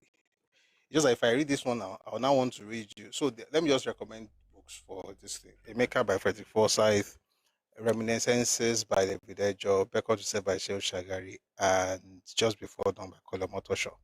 All of them explain what happened in this episode. But let me just read one for tonight. In the autumn of 1964, Emeka called a meeting of the Nigerian staff officers in Lagos and put to them a question. No British officers were asked to attend. The question was this. Nigeria's president was by then an Easterner of the NCNC party. I'm reading Emeka by Frederick Forsyth. Nigeria's president was by then an Easterner of the NCNC party.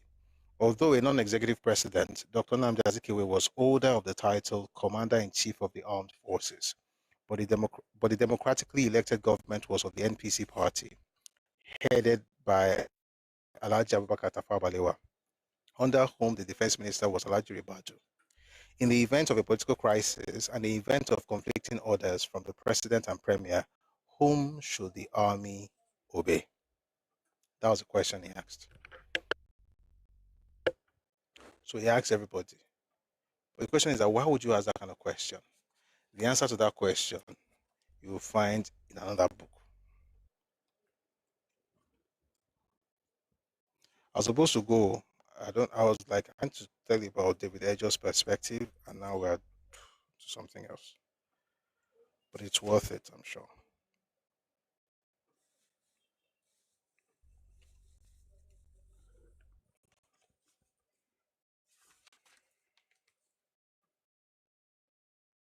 Hold on, please.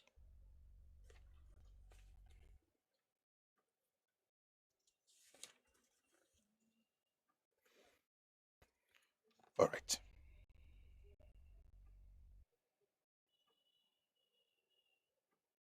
This is long. We're going to have to do a session to discuss it. I'll just tell you straight up very quickly. So there was constitutional crisis in Nigeria, and then of course you had the problem with the elections, and Zeke was not going to call on the prime minister to form a government. But what they really wanted to do was that they wanted to sound the army off. So they asked a question: if you have conflicting orders from the prime minister and the president, who are you going to follow? Now the president was commander-in-chief of the armed forces, right? So they were asking that question because we were going to have a coup. They were planning to have a coup. So let me just rush to that particular part because of time.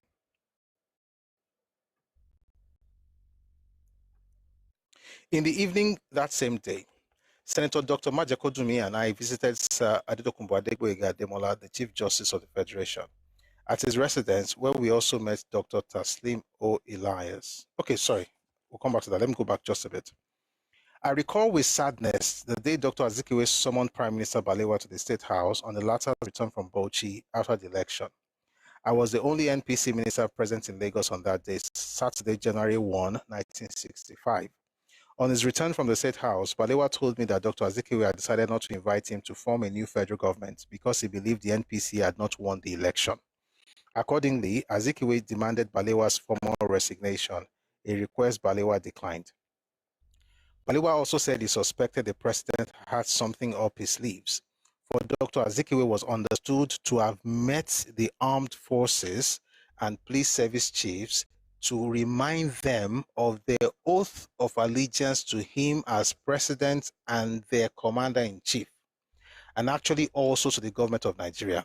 Accordingly, they were duty-bound to carry out his orders, which he warned might be issued sooner rather than later. The PM asked me to intimate Sir Ahmadu Bello in Kaduna about the situation in the usual manner, that is, in the coded language which Sir Ahmadu and I use whenever we discuss sensitive matters over the telephone.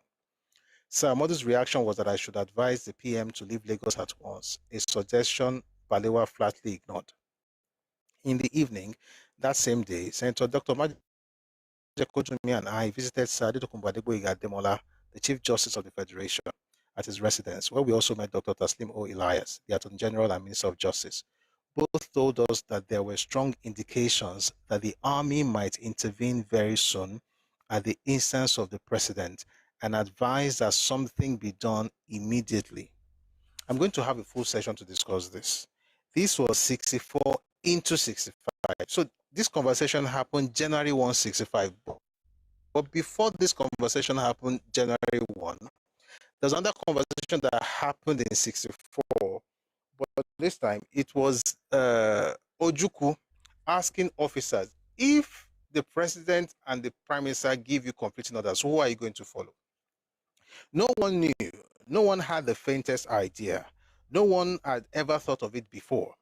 They agreed that Emeka should find out exactly where they all stood, and as quickly as possible. He resolved to consult the British General Officer Commanding, General Welby Everett. I'm going to jump to what Welby Everett then said. Welby Everett admitted that if ordered to stand aside, he would obey his British orders and do so. He promised the officers he would consult the country's senior legal officer, the Attorney General, for a ruling. That's the one we read in the book by the other book. Then he rounded on Gowon and ticked him off for spreading alarmist rumors. Again, that's because Frederick Forsyth was an Ojukwu man, so anything Gowon, they always found a way to talk down on him, but God not allowed them. As they left the meeting, so essentially, he's saying here that they discussed that stuff amongst themselves in the army. Welby Everett was the GOC, by the way, was the final British GOC. He then said he was going to go talk to the Attorney General. Now, if you read this other book, you see the conversation with the Attorney General and how they asked what should be done, because they knew that Zeke was about to plan a coup that would take place in January of 65. This was 1 full year before the 66 coup. At that time, Zeke was already president, though. You understand why he wanted to have more, because Welby Everett already said he had the office, but he had no powers. It will never be enough. What's that song go? What's that song in Greatest Showman? Never enough. That's the title of that song. All right, let's go on. The general consulted the Attorney General and got the ruling. It was clear, in the event of conflict, the officer corps should obey the democratically elected political leader of the country, the Prime Minister, or his subordinate, the Defense Minister. The worst did not come to pass that winter of 1964, but it did 14 months later in January 1966, with the president out of the country, the Prime Minister dead, but his body not discovered, and the Defense Minister unable to be found. This one is a lie. It wasn't about the Defense Minister. They had Deep Charima. They just didn't want Deep Charima. The point I'm trying to make is this: even when there was an Igbo president, the Igbo still organized a coup. Why did they stop that planning? I think we'll discuss that some other time. We'll have to read this one to get into it. But I want to just stop by saying this. If presidency was going to give you healing, you will not get that healing. Because even when you had the presidency, you still planned a coup. Zik was involved. There's another book I just remembered right now by Odia Ofemon, Awolowo and the Forgotten Documents of the Nigerian Civil War. He also affirmed some of the things in this thing. So I've given like 4 or 5 sources now. It's not like one person woke up to lie, and I'm not trying to pull down anybody. I just don't like when people lie to us and try to manipulate us, particularly young Yoruba people who feel they owe certain people certain things. You don't owe anybody anything, but love and respect. Love everybody, respect everybody, but nobody becomes president because of pity. Because you don't run Nigeria on pity. You've tried it before. I don't want to mention that person, but you know. So the point is, if you make them president, they'll say ask for more. If they do anything, you can't talk. If Tinubu does something you don't like right now, as far as I'm concerned, you can not insult, you can criticize him. You can, critique him, criticize him, tell him what you don't like. He's your president. But this one's never become anything. Say, make you not talk about your candidate. If you want to become president, so the point is, it will never be enough. And if it was not enough then, it will not be enough now. So you were already there as president. Do you know when the coup even took place? Do you know that Ibos occupied the most important positions in Nigeria in 1966? They were the president. They had the president. They had the Senate president. They had the Speaker of the House of Representatives. They had the GOC. The president was Dr. Azikiwe. Senate president was one for Rizu. Speaker was Jajawachuku. Then they had GOC, Iransi. Then they had what's it called? VC of UI. What's his name? Kennedy Dike. Then they had another VC. Another one was leaving already. And in Joku in Unilag, they had the Nigerian Port Authority. They had the Nigerian Railway Corporation. They had the Nigerian. There's another one. There's Port Authority. There's Railway Corporation. Nigerian Airways. They had the majority in Yaba Tech. They had many higher positions in Unilag, in UI. Yet they still planned the coup. No, I'm not giving presidency because nobody could take anybody guns himself. Everybody should throw their hats in the ring.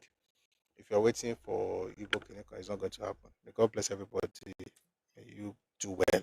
May God bless Nigeria. Thank you very much for listening to today's session. We'll be here again tomorrow at 4 p.m. if your time West African time. I mentioned something yesterday. From time to time, we put up account details for those who want to support what we're doing. If you don't want to support, please don't feel pressured and don't feel the need to also write terrible things in the comment section. I may respond. All right, but we do have certain people who ask for us to do this. So since I am not even Dango, they say they find money. So since I'm not somebody who doesn't want people to help or like you to support, I'm just going to write the number. Please can I write in the comments section? How do we do this? Because sometimes TikTok also flags stuff.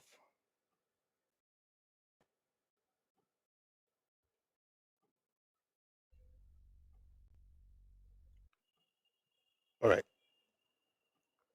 Mi ní sọ nǹkan tó jẹ́. Mi ní sọ lóyìnbó kó má lọ bá lè di nǹkan tá à ń ṣe lọ́wọ́. Ṣùgbọ́n ilé ìfowópamọ́ nìyẹn. So if you want to support, please use it. Thank you very much for your generosity. Now let me read some of the comments here on YouTube. A lot of people have been writing, we haven't been able to read because we've been here talking to our folks on TikTok. So someone says here, victimhood is a weapon for the Ibos. Yes, it is. The Prof also said Ibos feel marginalized if they are not able to exclude others. Yes. The definition of fairness is when they dominate. If they're not dominating, they're being marginalized. That's why I say words mean different things to different people in this country. When you have victimization, where the victim is not because you have done anything to them, it's because they are not able to get their way. Zik used that phrase 6 times. He mentioned that word in a speech in 1949. I read it to you. at least part of it. You can read the entire thing. Just that part where they edited, at least you know what's originally there. Someone says victimization strategy led to war. They complained about Balewa FG until he was murdered out of hate. Absolutely. They rather believe the lies their forefathers told them instead of looking for the facts with which are listen, again, Nigeria that is better than anybody in terms of, oh, we've never done anything wrong. Nobody will pass. Okay.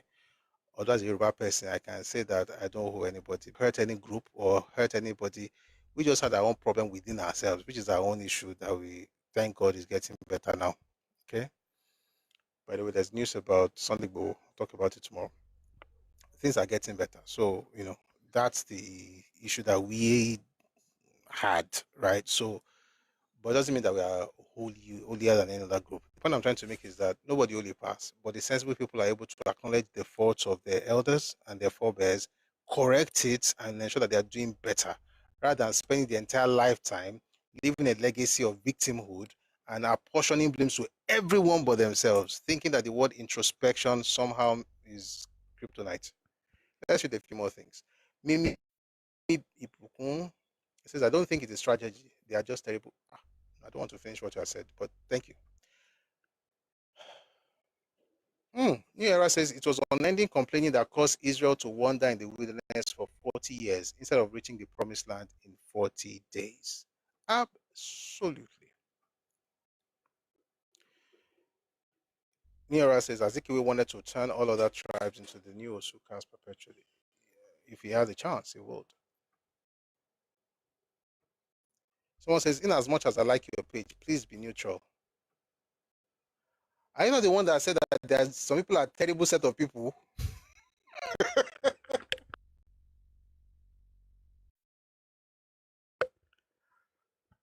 Define neutral. Define neutrality, please. You should just curse people out now, man. It is well. This person is confused, though. You said they are just a terrible set of people. Then you said, I am not a supporter of the Igbo, but this channel only discriminates the Igbos. You are confused, though. Mimi, Ibukun, Abi. You are confused, though. Let me just help you. You are confused. So, let me say something, right? People say things, and then we respond. Responding to that should not be a problem if you are thinking straight. So perhaps what you should ask is that, why am I responding to all these things? That would be a fair question. And the reason is because these things have been left unresponded to for decades. And it is affecting young Yoruba people. And I happen to have young Yoruba people as children, biological children. Some of them walk around, some of them when I'm having live sessions. Some of them are in school. I have a lot of young people around me. Some of them from my own children, some of them family members, some of them people that we speak to, some of them church. I don't want them to become victims of people's blackmail. That's why. Number two, I cannot stand a people, or I cannot stand a narrative that exploits the rest of the country based on a lie, especially when it affects me. Number three, when you have a group of people who insult Yoruba people just because you have a president who is Yoruba, right? And then they make things up, somebody has to respond to them. You don't have to fight anybody, you just have to read. But if you have a problem with what we are doing, sincerely, you don't have to be here. Sincerely. And I respect that. But you can't tell me what to do here. Last, I'll just kick you out. I don't care that you have Ibukun or whatever in your name. It doesn't change anything. I'm not Ibukun.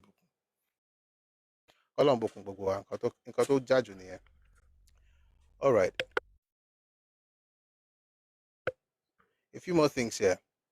Ademilola says, Mimi, how is discussing historical truth to disabuse the mind of people against a sophisticated propaganda to misrepresent history? Are you for real or just being mischievous? I think she's being mischievous. Ayade says it is called Balewa Curse. Both David Moffett and P. McIntosh wrote about. Yeah, I've just read David Moffett's book now.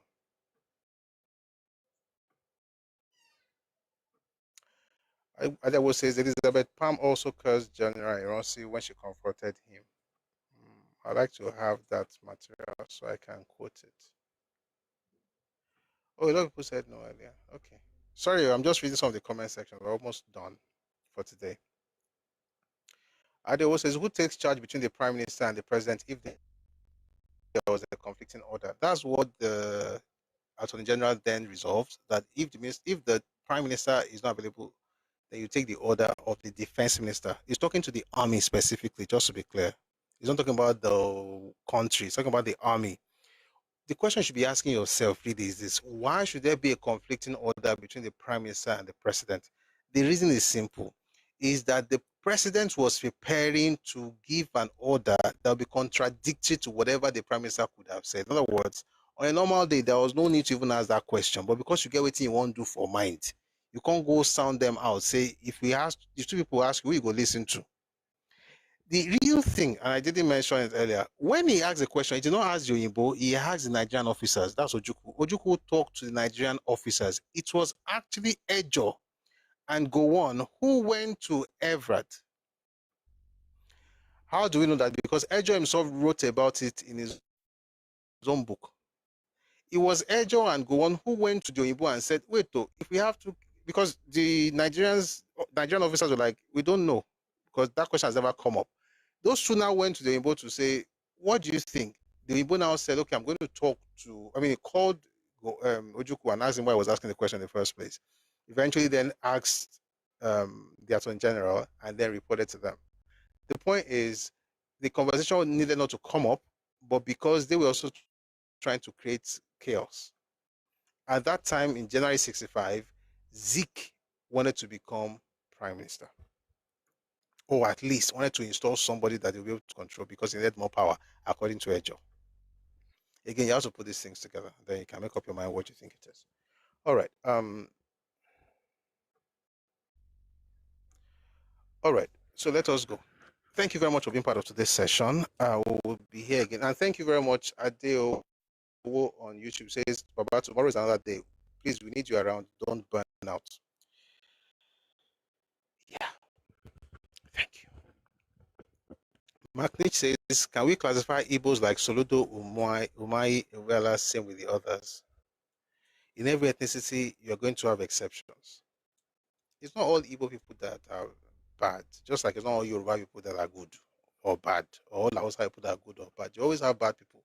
The issue is not about the people. The issue is about the culture. If you just see it as a cultural thing, then it's not going to be like you hate Igbos. It's not about hating Igbo. It's about observing cultures. And that culture is inimical to the growth of Nigeria and the growth of Yoruba people unless they'll change. If they want. If they don't, that's okay. Let's have the anthem and go. Thank you very much for being part of today's session. Across all social media platforms, I'm glad you're here. And we will have this again tomorrow. We usually start at 4 p.m. on TikTok. We play music. Then we listen to replays. Excuse me. Listen to replays. And then we connect other platforms later in the evening. So 4 p.m. we'll start on TikTok tomorrow. 4 p.m. Ife time, West African time. All right. But before we go today, we're going to listen to our anthems, Nigerian anthem and the Yoruba anthem. Somebody says, so what do we do? What's the question? What's the context of that question? Let me see if I can answer before we go. It's 9:33. Wow.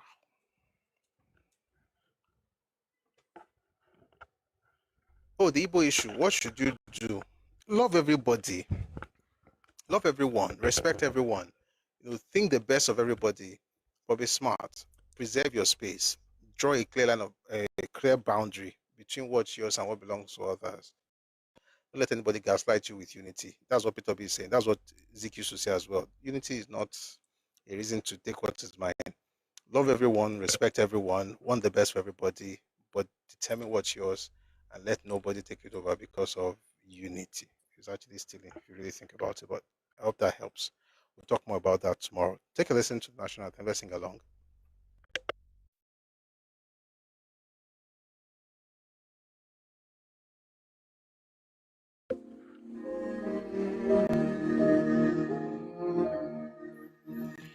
Nigeria, we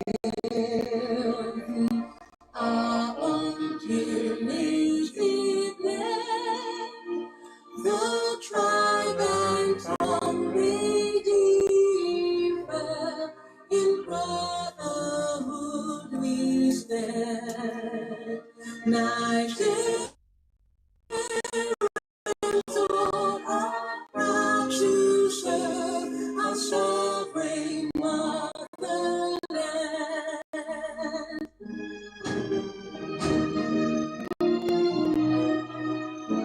Our flag shall be your symbol that truth and justice reign. In peaceful battle, honor and peace we count as gain. To hand unto our children a banner without stain. Oh God of all creation, when these are help us to build a nation where no man is oppressed, and so with peace and plenty, Nigeria may be blessed. Nigeria may be blessed.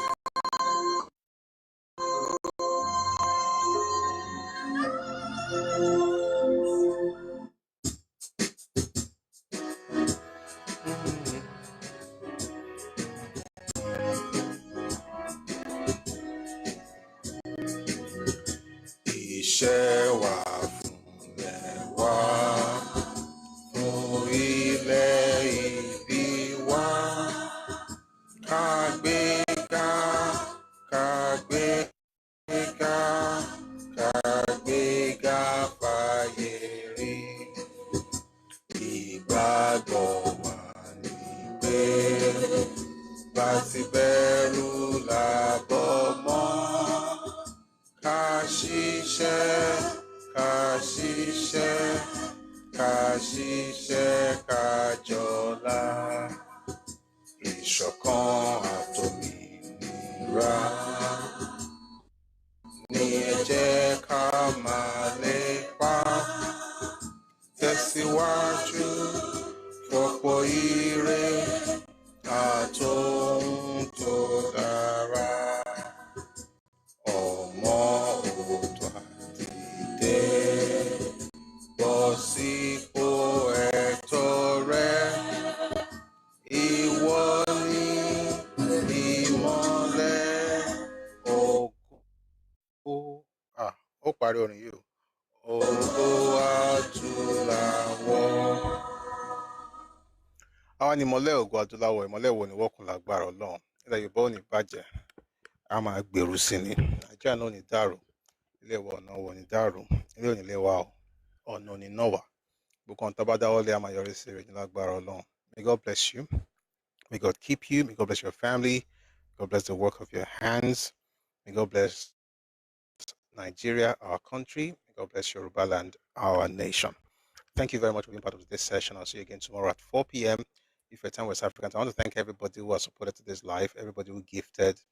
I saw Komi Motola, I saw Tidan, I saw Perizim, I saw a lot of people who actually gifted us today. Thank you so much for your support and thank you for your generosity. May God bless you and cause you to prosper. Do have a lovely evening. I'll see you again tomorrow, right? Have a lovely evening. Odaro.